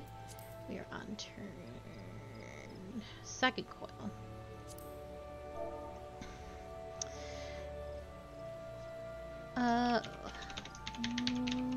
Looking to see the story.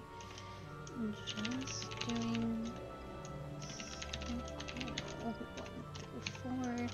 Need a couple people, I think, can help.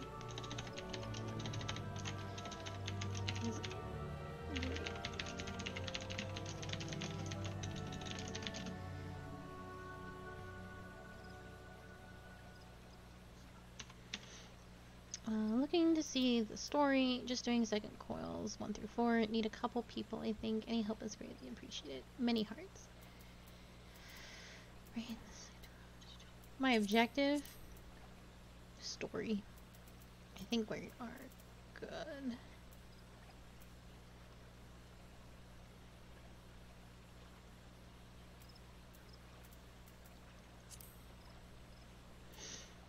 So this will inevitably also take kind of a bit, but all we can do is wait. Let me see if...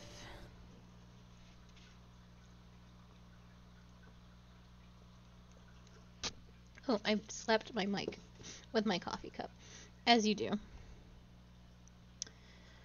Who is around? No, nobody's in my free companies around.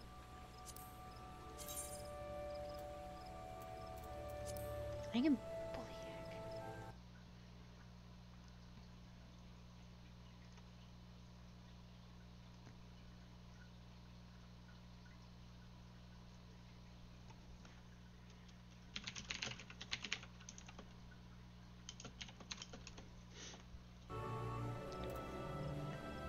Let's see if I can wrangle up some people.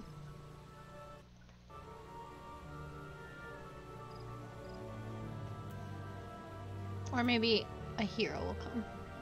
We had a cute little red mage. We'll need a couple people though, I think. These fights are hard that the 80s can't even solo them. They're getting there, but not yet. It's just a lot of damage.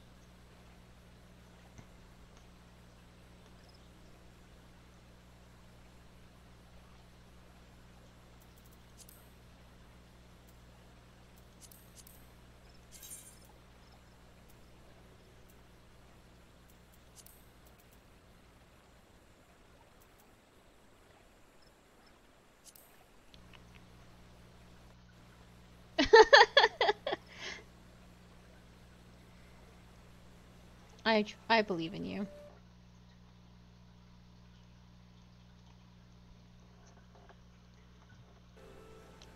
I'm on Aether.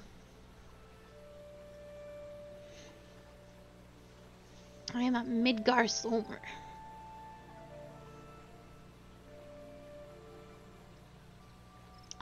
hey, if you want to help, I would absolutely appreciate it. Gilgamesh is on Aether. Oh, no worries. If I'm still waiting, and I might be.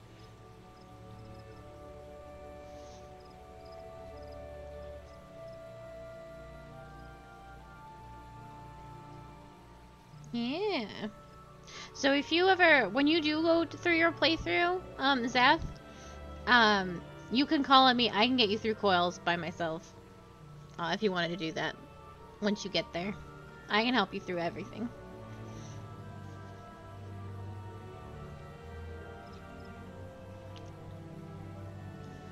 You just gotta give me a ping.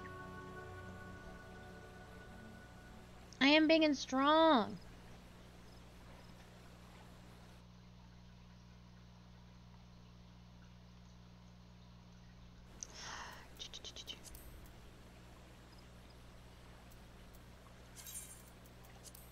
I'll just show off my very expensive emotes.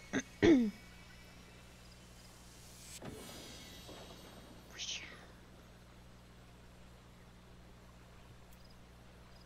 these ones too.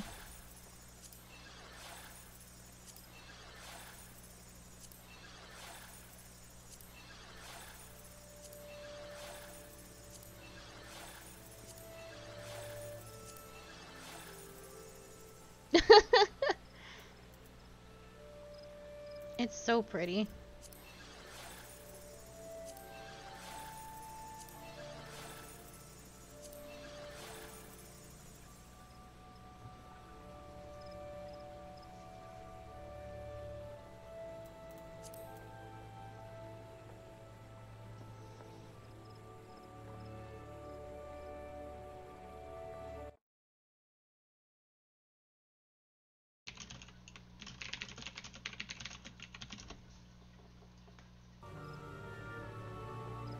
And that is from the Hildebrand questline.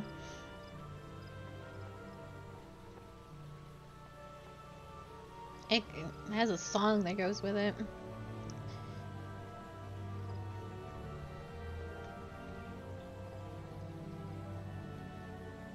Do Hildebrand. You've seen some of Hildebrand, I think. You might have been here for it.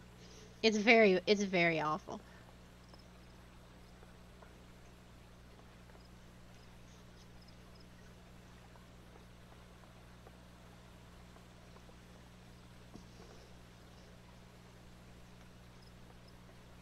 Oh, no, it was last week, I think. Yeah, it was probably a Saturday. Oh man, you didn't see Hildebrand's dad naked suplex him? Because that happened.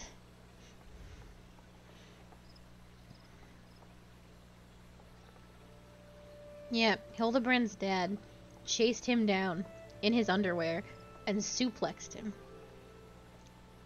And then did some goldsmith shit. It was absolutely wild. I know I strings missed yesterday's Hildebrand, I think. Which wasn't as wild as the second part of Hildebrand, but there was still a whole scene with bombs and the Elysian inspector that was absolutely insanity. Yeah.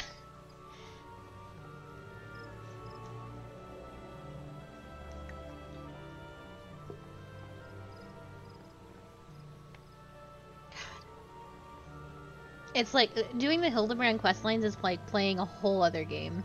It's a whole other tone. It's absolute ridiculousness.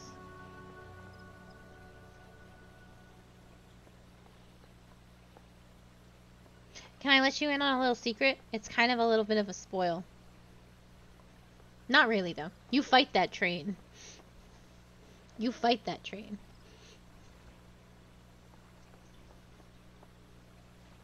Yeah, that train is in this game, and you fight it.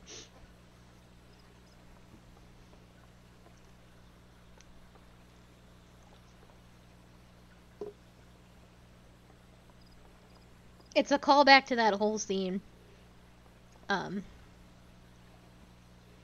Yeah, because it's not... Yeah, it's there's a whole callback to that whole... The Phantom Train scene from Final Fantasy VI. There's a real sweet scene. This game, well, I don't believe there's a character in this. Even monks can't suplex, but this game is really good about doing callbacks to all the previous Final Fantasies. And some are just like, surprise, XIV is here.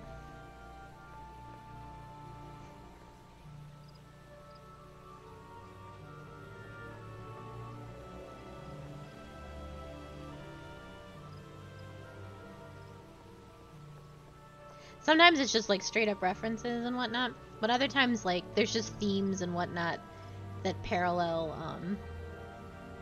So for example, Endwalker. Did anyone? So if you watch the trailer for Endwalker, you see that we're on the moon, and Endwalker has big Final Fantasy IV. Hello.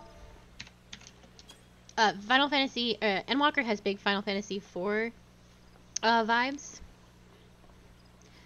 and we have twins in Alice and Alphino in Final Fantasy XIV, and if you are familiar with Final Fantasy IV, you know that some bad shit happens to those twins.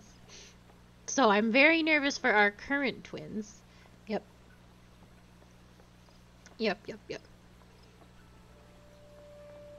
No, that's totally fine. I actually know the mechanics to these fights fairly well. Or at least I know some stuff that I can. I think all you have to do is the big damages.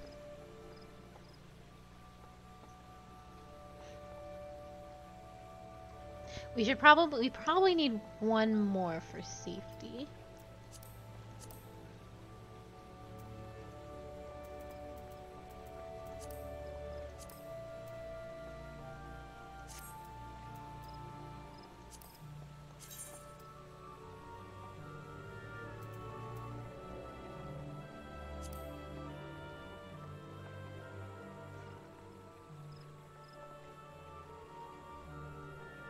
We actually can probably do some of it right now.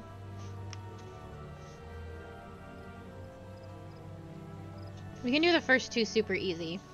The second two are going to be kind of hard.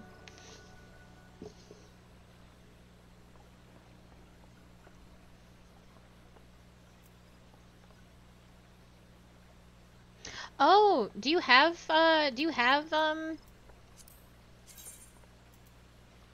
because this is the second tier of raids, so do you have 6, 7, 8, and 9 unlocked?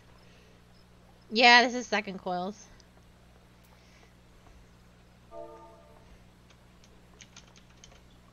Yeah, that will be a problem.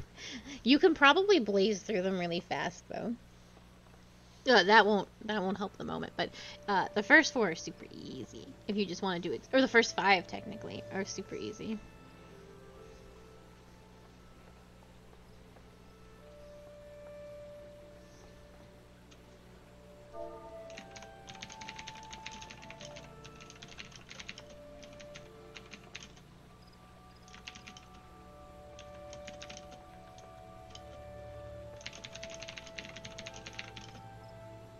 Yeah, no problem. I don't want you to. That's good story, so I don't want you to like rush. You should do your thing.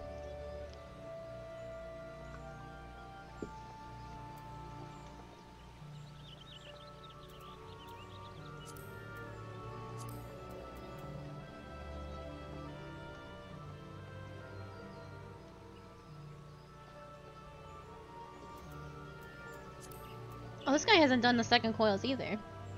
Good shit.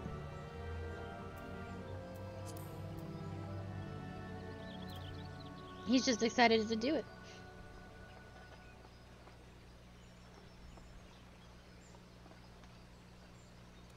Yes, Zeth.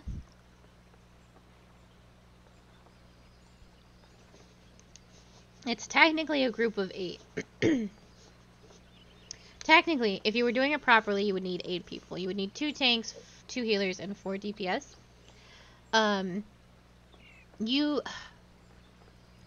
The amount of level 80 people you need depends solely on how much damage you're able to put out.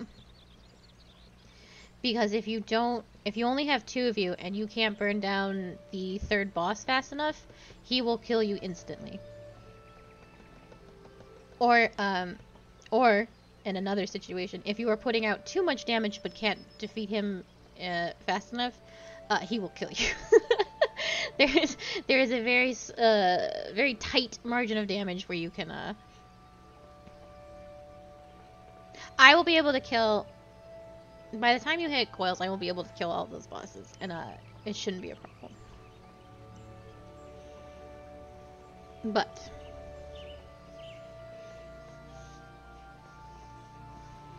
oh, that's fine. I don't actually know how things are gonna go because they're gonna squish everything. They're not squishing levels, they're squishing stats. So I actually don't know how the math all shakes out with that. But I heard older things are gonna be a little bit harder because of the number squish.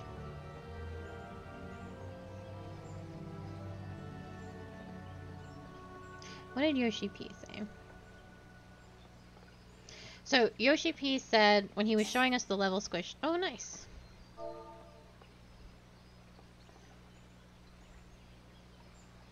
Yeah, so it's actually... The numbers are getting too high. To a point where the game can't handle it.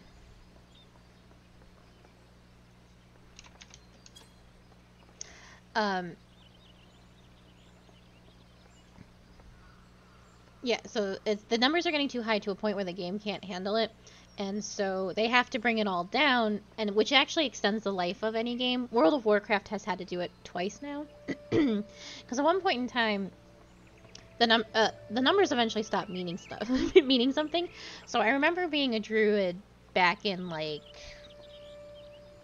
Cataclysm or something, and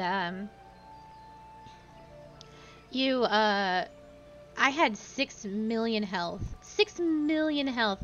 And people were doing millions of damage to each other. It was so ridiculous that the numbers just stopped mattering. Like, it didn't matter because of how high the numbers were. Yeah. It was insane. It was an insane thing to do. Yeah, so... I might have the expansion wrong, but I remember having millions and millions of health and doing millions and millions of damage. And the numbers were so crazy. So it's kind of getting to that point in Final Fantasy II. Not nearly that bad, but that's because the servers can't handle the numbers that high. So Yoshi P showed us an attack on his Black Mage that was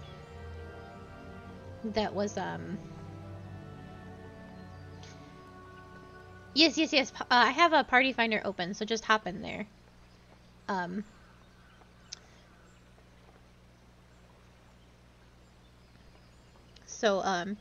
He showed his Black Mage doing 50,000 damage at level 80 best in slot. He said, when you are level 80 at this point, this 50,000 damage will now be 10,000 damage. So that's how hard the numbers are getting nerfed. And it's just better that way. I will miss doing 100k with my Blood Lily, 100k damage on my Blood Lily, but it prolongs the length of the game. And stabilizes it so that we can have higher levels without it being crazy. Because the numbers have to mean something. Thank you for putting beans back in the bean economy.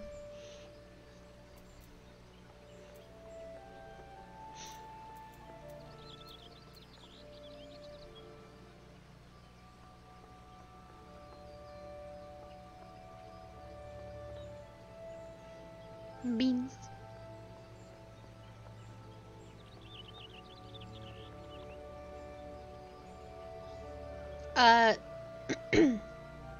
Just be, I'll switch it, hold on. We can have many healers.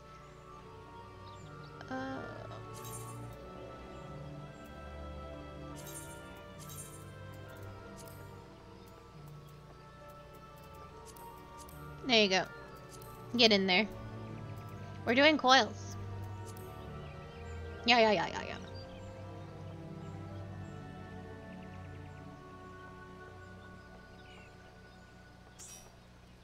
Oh shit.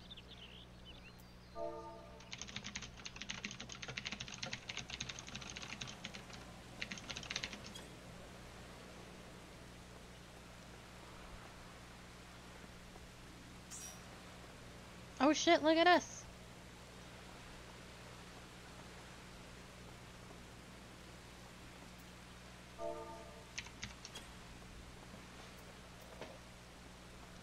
I'm waiting for Yak.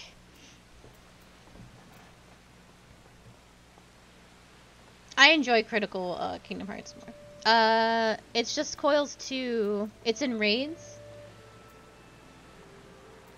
It's Coils turn 2. There's only like...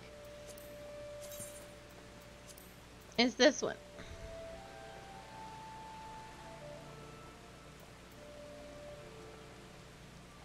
I can actually probably...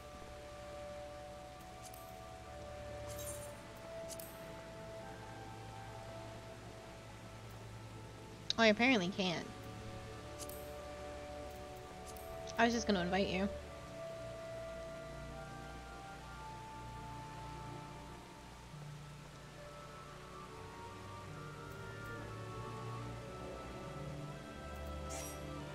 There we go. Yeah, we're just doing 6, 7, 8, and 9.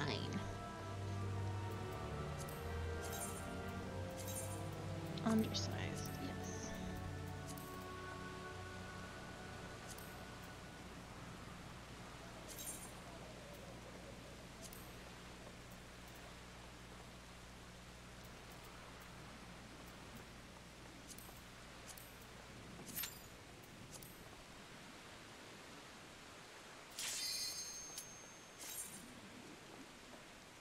Oh no, Sprightly.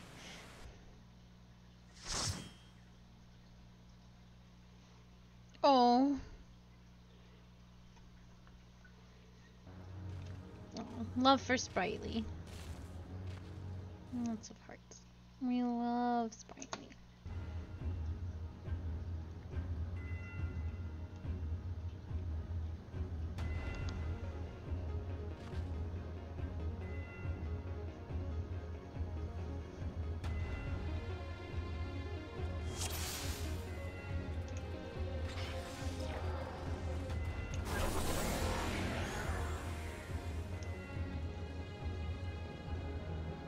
Oh.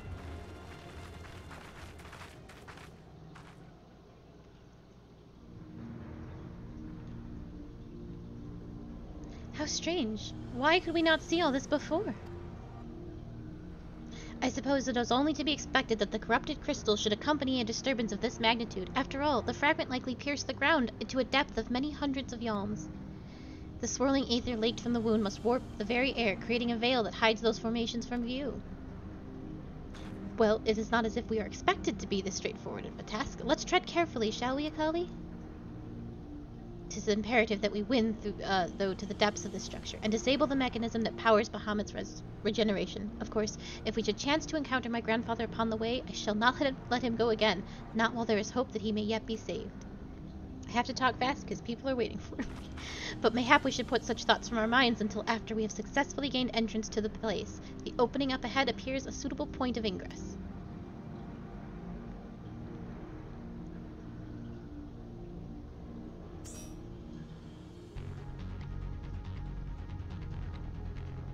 Oh, people are doing this shit without me?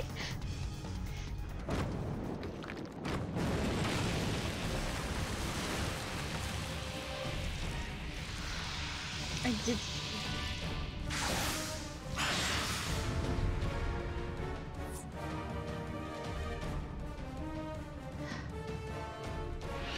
Oh, okay.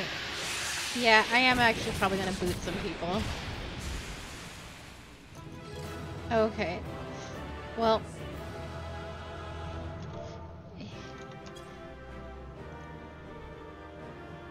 I hope I didn't miss anything. I will lecture them all in just a second.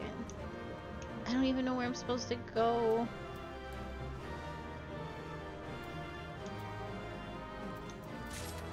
Oh my god.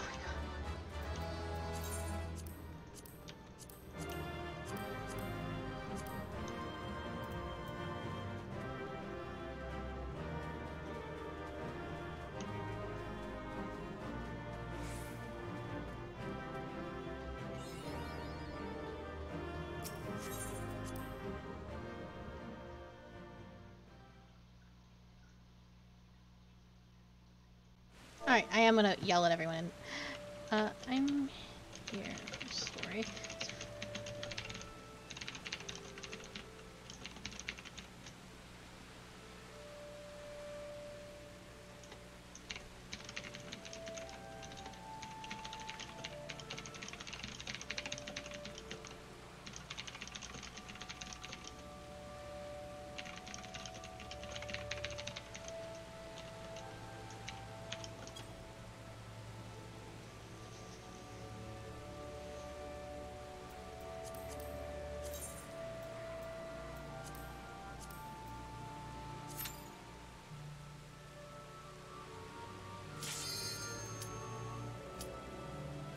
I don't know who's doing it, or I would,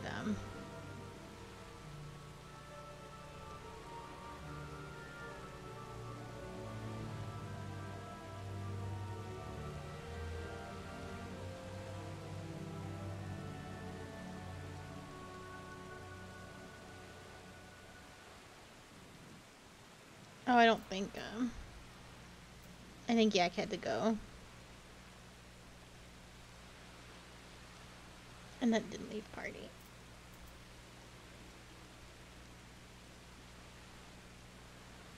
Oh, Yak.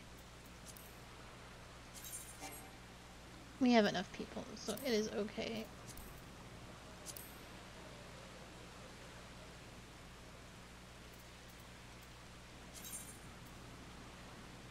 Sorry, Yak. We gotta keep moving.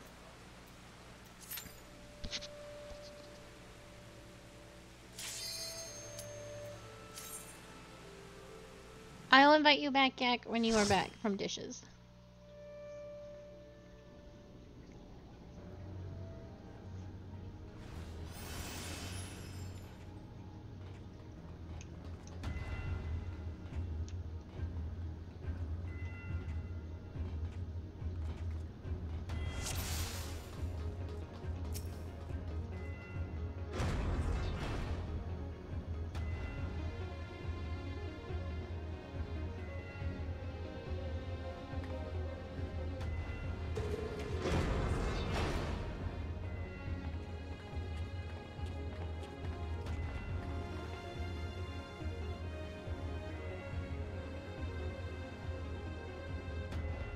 That armor! No, it couldn't be. Be on your guard, Akali, though it defies all reason that he should live. I know of only one who wears such armor. He whom the Empire raised as high as the Black Wolf himself, the legatus of the 7th Legion. I speak of the madman who brought the meteor product to fruition. We face the White Raven, Nael van Darnus, harbinger of the 7th Umbral Era. Nael van Darnus? That was the name of the fool who perished upon the eve of the promised Age of Glory. It should not be uttered within these hallowed halls.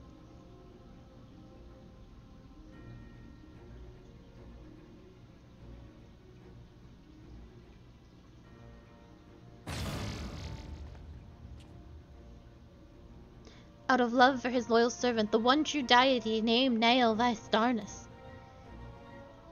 The one true deity? Bahamut? He speaks of Bahamut. O Lord Bahamut, thy name is as sweet water to parched lips. How my heart swells at thy sacred touch.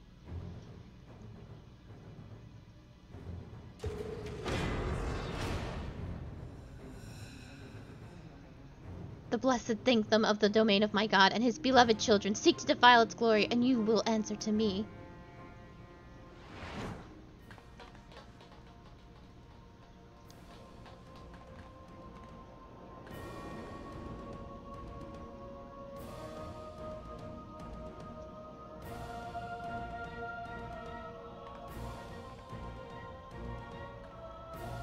How is this possible? From what Elfino has told me, Nael was slain on the eve of the calamity. Whatever the truth of this matter, we must be on guard. There can be no reasoning with the worshippers of a primal.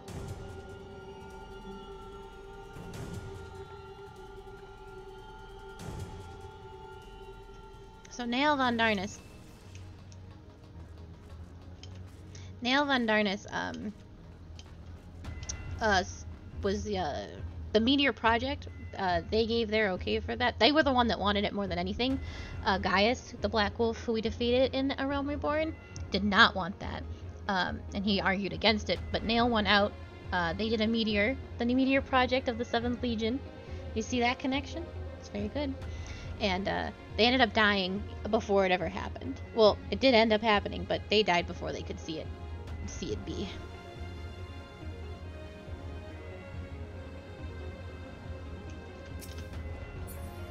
Thank you, thank you.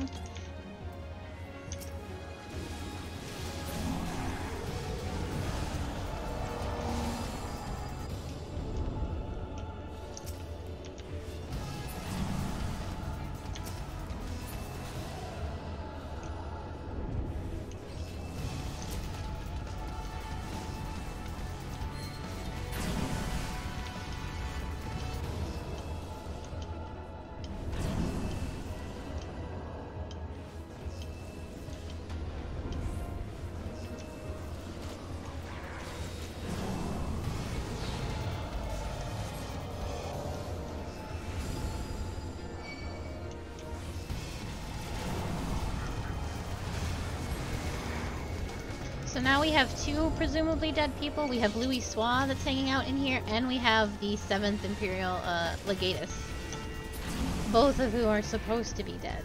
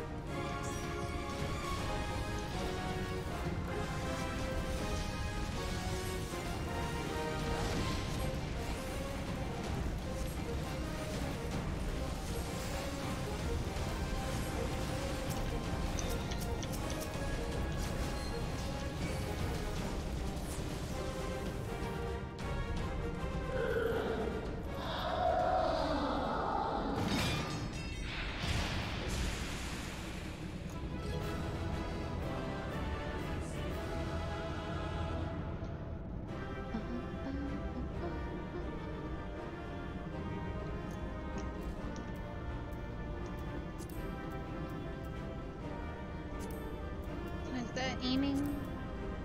And aiming? I don't really need that.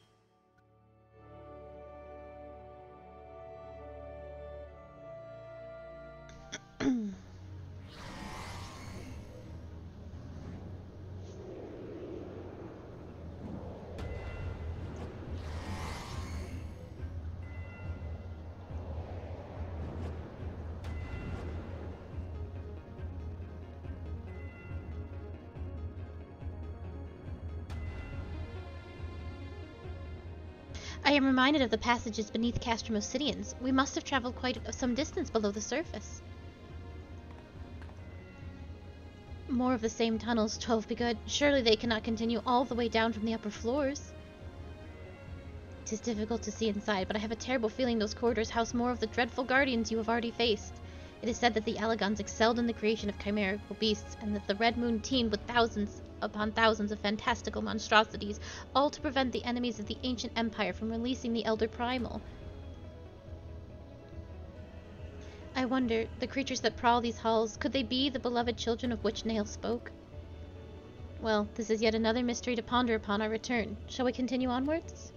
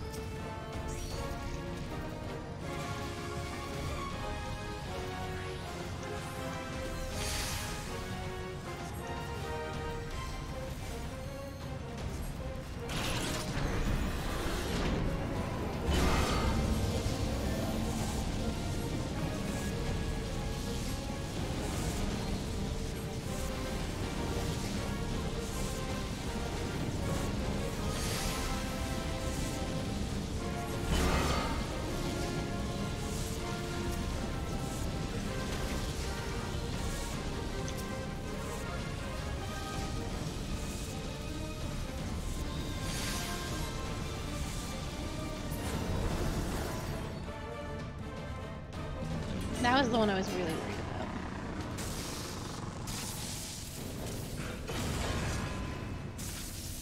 The DPS squeezed through so he didn't lose too many people when he instantly killed everyone for not doing the mechanics.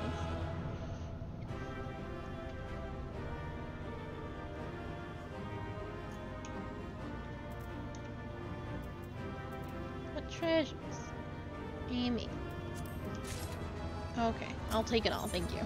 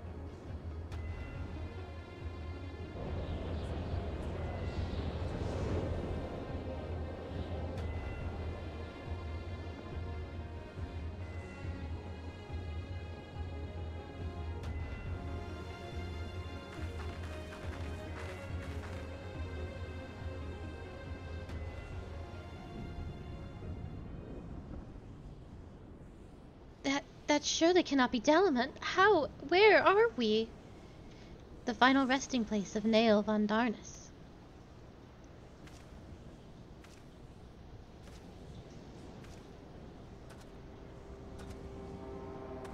This is the grave for the undeserving.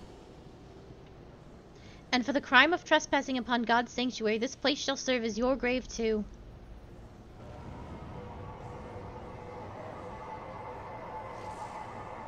No!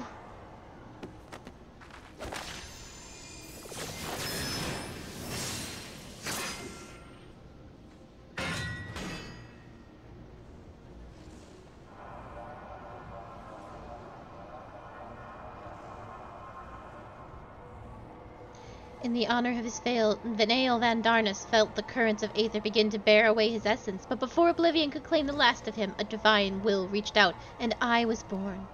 Then did the words of my god resound in mine ears. Bring unto me mine enemies' crushing defeat, and they might know despair without end, and claim thee thus the victory which thou wert once denied.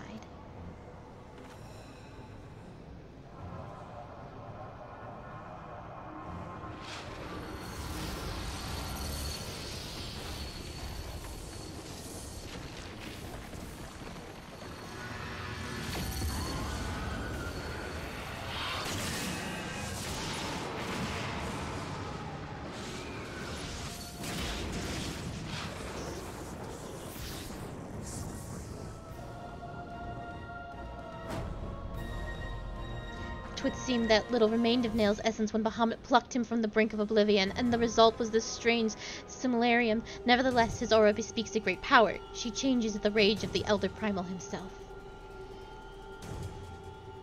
Lord Bahamut, thy wish my command, none shall escape thine unquenchable fury. Come, ye dull, unthinkable beasts, and bare your teeth. They will avail you not in the calamity to come.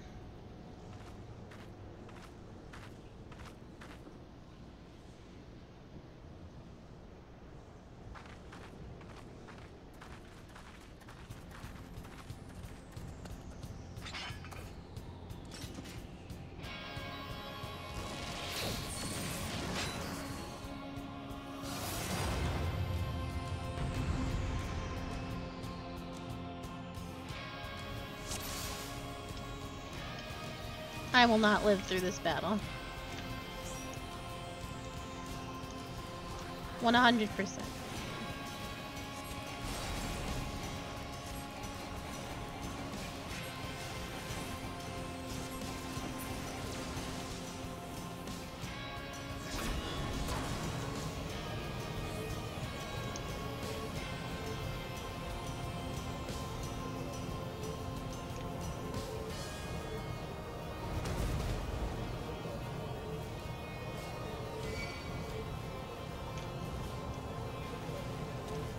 So if the golems connect, they become an unkillable golem. So you have to kill them in time.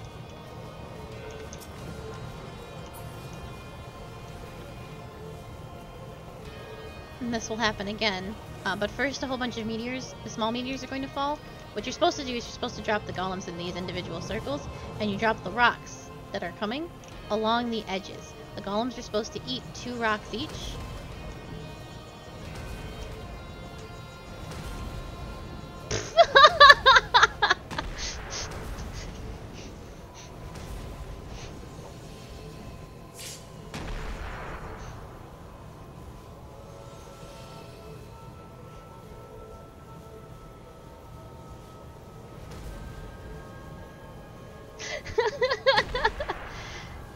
Yeah. So they gotta kill the rocks really fast, the golems. The golems are supposed to eat 2 rocks each. Because the rocks, if they are not eaten, explode. Oh, that's a wipe. Unless that dot. Yeah, that's a wipe.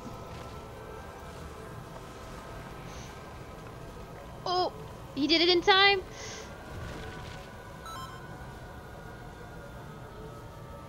Wait, but I have a res.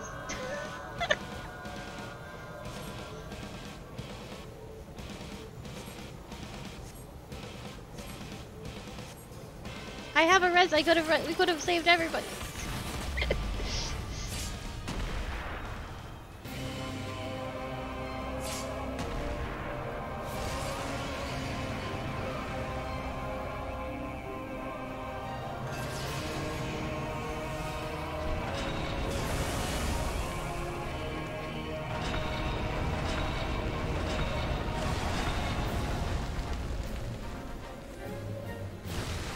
They are on a very strict timeline. This dragon will start insta-killing people right there.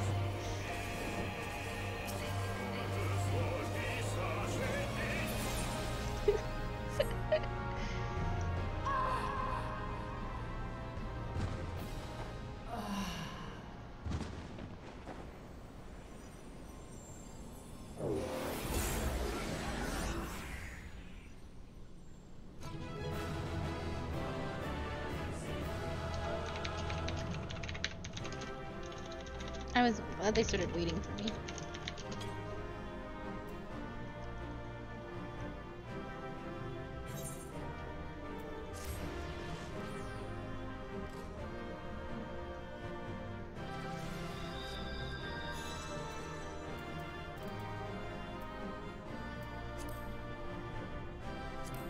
Damn, no actual healer gear for me, which is very sad.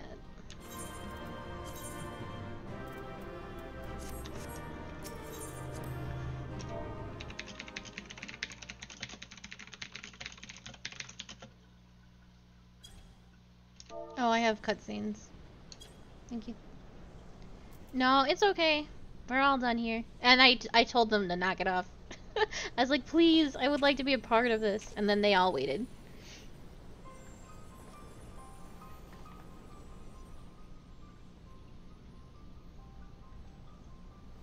Oh no. My chat box. Get out of here. Poor creature. What would that you have never been born. You had surrendered your physical form and collapsed into aether, but Bahamut denied you death and imprisoned what little was left of you in an ethereal shell resembling what, I wonder? Images from your memory, perhaps?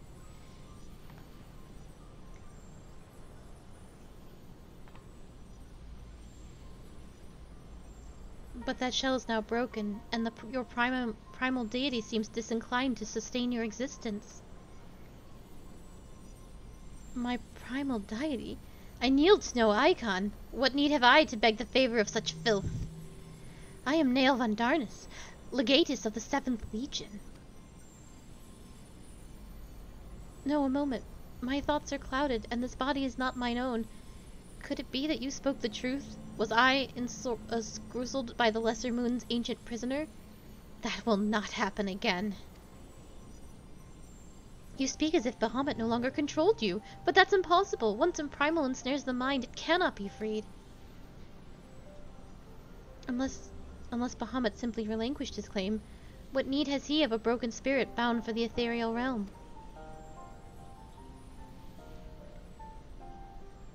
Oh, that I should fall prey to your very influence. I sought to purge from the land. The irony is galling. But do not assume that all of my actions were chosen for me. It was my will that the Meteor Project be resurrected, mine and none other.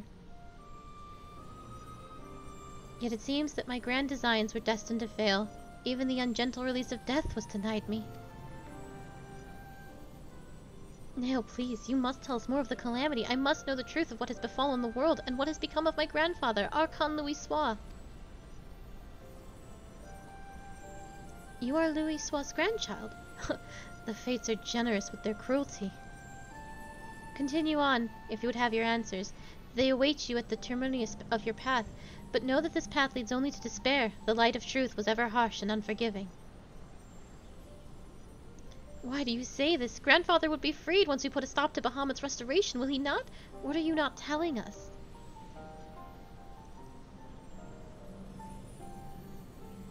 Steel yourself, child. Only unbending resolve and merciless strength can conquer what lies ahead.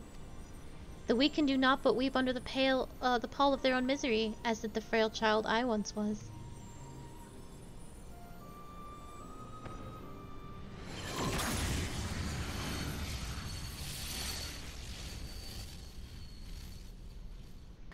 Silence, chattering raven, your wretched wings are broken, and you shall soar no more.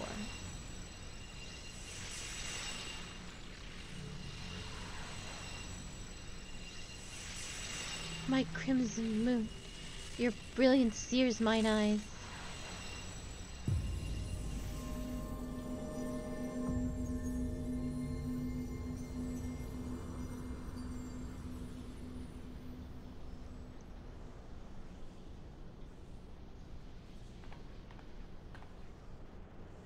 I recognize that voice, Akali, but never would he say such words. Come, let us finish what we came to do. All will be put aright when the final hulk lies dormant. Grandfather will be himself again, I am sure of it.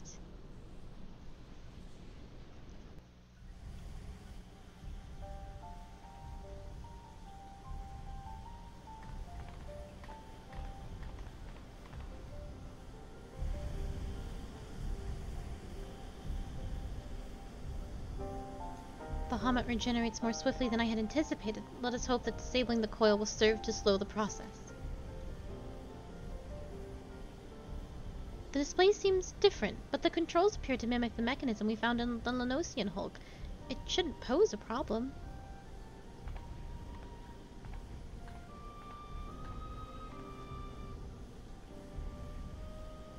Golly, forgive me. The moment I beheld Nail's transformation, hope wilted in my heart. I did not believe you could stand against the manifestation of Bahamut's power. For all your fabled strength and skill, I felt certain that I was going to lose you, just as I lost my grandfather. Even he, a man whom none seemed impossible, was humble before Bahamut's might. And yet, look how far we have come. 'Tis incredible the feats of which we are capable, our boundless potential. 'Twas the capacity for greatness, I believe, that grandfather so dearly wished to protect. With all that has occurred, I have come to understand that much at least.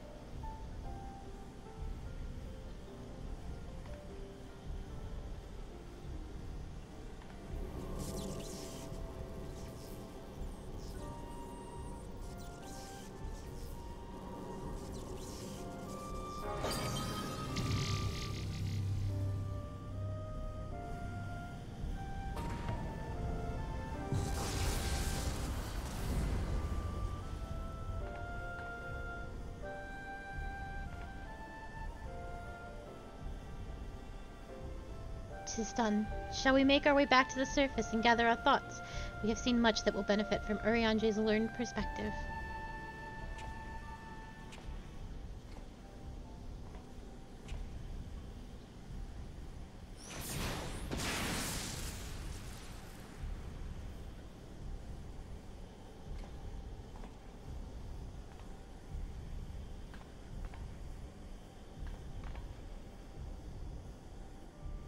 Grandfather!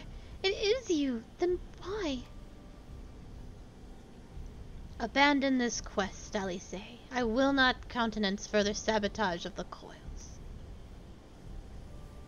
Sabotage? But we must disable the coils if we are to prevent Bahamut's revival. Your defiance seals your fate.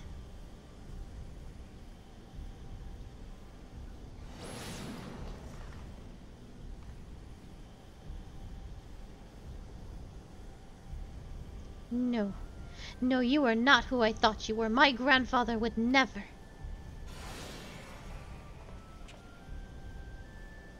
Foolish girl. How could the White Raven allow herself to be bested by such sniveling opponents? Listen well. We all exist at the pleasure of one divine will. At the word of Lord Bahamut is absolute.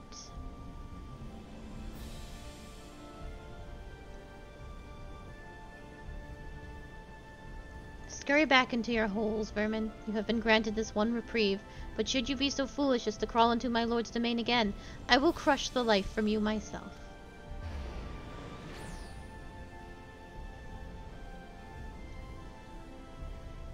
That light in grandfather's eyes, he has suffered the same fate as Nail.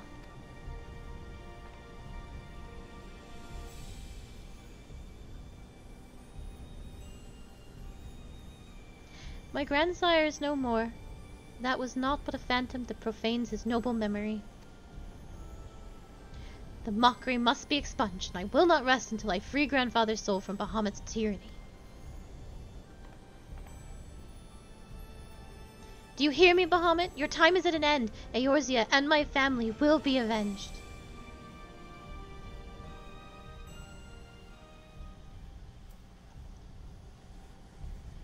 Where are we going?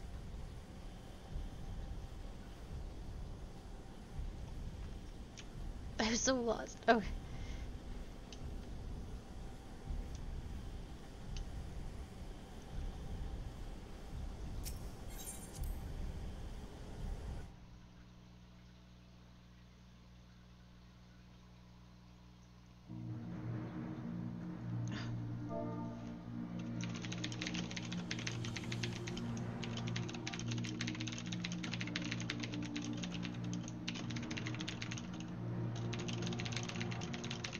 Let me think this rando. LSA is keen to seek Urianji's learned opinion on the disturbing events which unfolded during your expedition into the second coil. Truly, it is wonderful to escape the stifling air and return to northern Thanalan again, it would appear. I must thank you, Akali. Were it not for your bravery, I strongly doubt that I would be standing here now. But you need not tarry on my account. The danger is past. Pray go on and appraise Urianji of all that has occurred. I will join you anon. My thoughts are yet unruly, and I would rest here a while. Oh, I'll rest this party. Okay. I have no more free tickets to Horizon, or to the Waking Sands, so now I must walk. Just like the old days.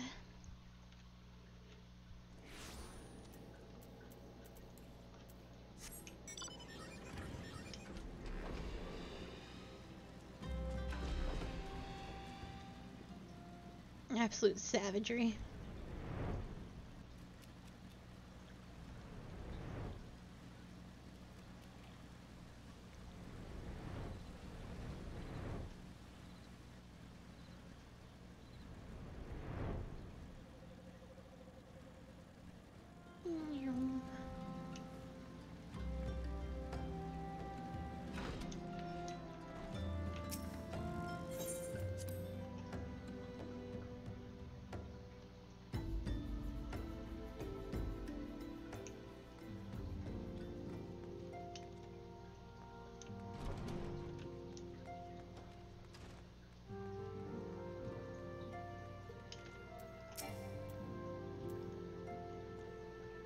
The triumphant hero doth return, thine eyes speak of the dread's task completion. The second coil now lieth dormant. Yet I sense the tidings thou bearest are not altogether glad. Pray tell me, what ill hath cast shadow which falleth now across thy brow?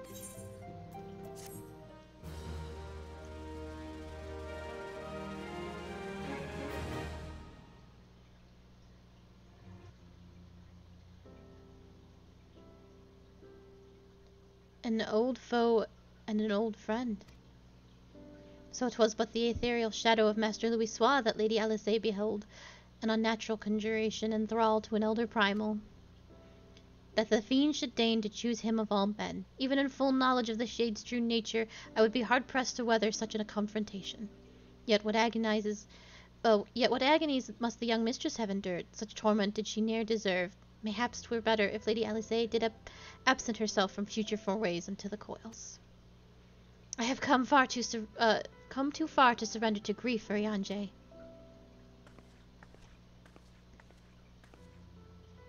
My lady, I am resolved to defeat these fiends, and naught shall sway me from my path. Now let us peer more deeply into the well of our discoveries. As you wish, my lady. By your leave, I would speak first of the coil's late guardian, Nael von Darnus. Von Darnus was the legatus of the Garlean Empire, who strove to bring about Eorzea's final destruction, only to fall even as the sixth sun did set. If thou hast heard tales of the White Raven, then it is he of whom they speak. Aye, he, I say, Nael, was for certainly no maid. Ugh. The noble house of Van Darnus, as we discovered all too late, had long safeguarded the wisdom of ancient Allag. 'Twas thus that the legatus came to learn of the true nature of Dalamond, and to seek employ the Red Moon as a weapon against Eorzea. But the crystal tower and the mechanisms required to command the satellite yet lay hidden beneath the ground, compelling Nael to construct a less subtle mechanism, and in his first faltering attempts to communicate with Dalamond, he did likely rouse the satellite some lumbering prisoner. Thenceforth did the White Raven's soul belong to Bahamut. He was fortunate indeed to acquire so powerful a thrall by chance. 'Tis little wonder he was so loath to part with him. Why let a simple thing like death deprive one of so useful a pawn? Though we may accuse him of bungling Von Darnus's resurrection, I dare say Bahamut was content to have a handmaiden as a manservant. I only hope that the two thralls we encountered were the extent of his flock. Yet I cannot help but dwell on Nael's words, those beloved children of whom he spoke. I assumed at first that he referred to the moon's beastly guardians, but should Bahamut have enslaved other mortals, we must needs remove the source of worship, otherwise our efforts to disable the coil shall be for naught. Forgive me of mine indelicacy, my lady. Thou art wise indeed to speak of expunging the primal thralls, but canst thou truly pursue a course which would cost thee thine own grandsire? My heart and mind are as one in this matter. Grandfather's salvation can be won but by a single method, the destruction of Bahamut and aught that might serve to sustain him. Akali, while Orianja and I endeavor to ascertain the existence of any further thralls, I suggest you grant yourself a moment's respite. Rest assured that I will contact you the moment I have need of your inimitable talents. That we have achieved so much I owe to you. I fear, however, that our trials have barely begun.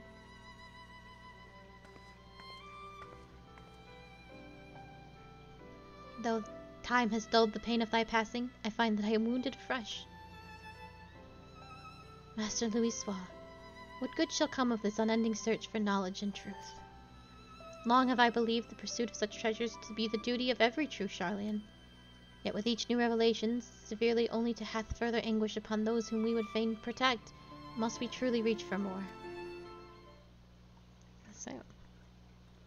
So you have found your resolve, dear sister. Will you now find a use for the secret, for the key that only you and I hold? Given our familiar propensity for curiosity, you would do well to remember the keys that may serve to seal doors as well as to unlock them.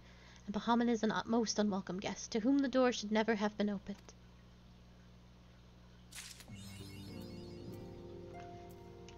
So, there is a translation error here. Back in the long agos of 1.0, they didn't have a good way, and we still don't have a good way, because that's just how it is, of translating into English people that have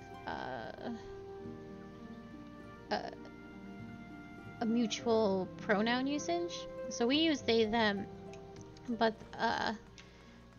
they don't usually use that when translating things with specific characters. Because they have a use for that in Japanese, but we don't exercise it with English. So nail in Japanese was never gendered, but they translated it to he. So when it was revealed that they were a girl the whole time, we needed to make an excuse for why Nail was suddenly a girl. And so, yeah. And so they were like, oh, well, that wasn't really Nail, that was just something else. When it was, in fact, Nail the whole time in the actual translation. And Nail has always been a girl. But yeah.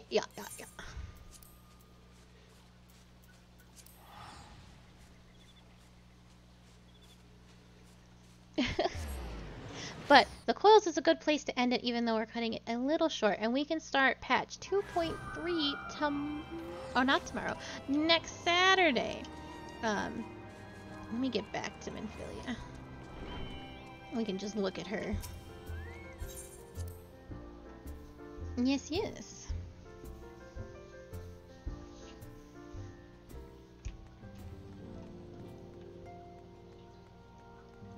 Yeah, it's a problem from 1.0 that became a problem for 2.0, and they should have just been like, I guess she was a girl the whole time, instead of trying to like write a weird-ass story around it. Just be like, oh, it was a she, and that is all you have to do. But we won't, I don't know. Anyway, we will be with Minfilia in patch 2.3 next Saturday at 5 p.m. EST.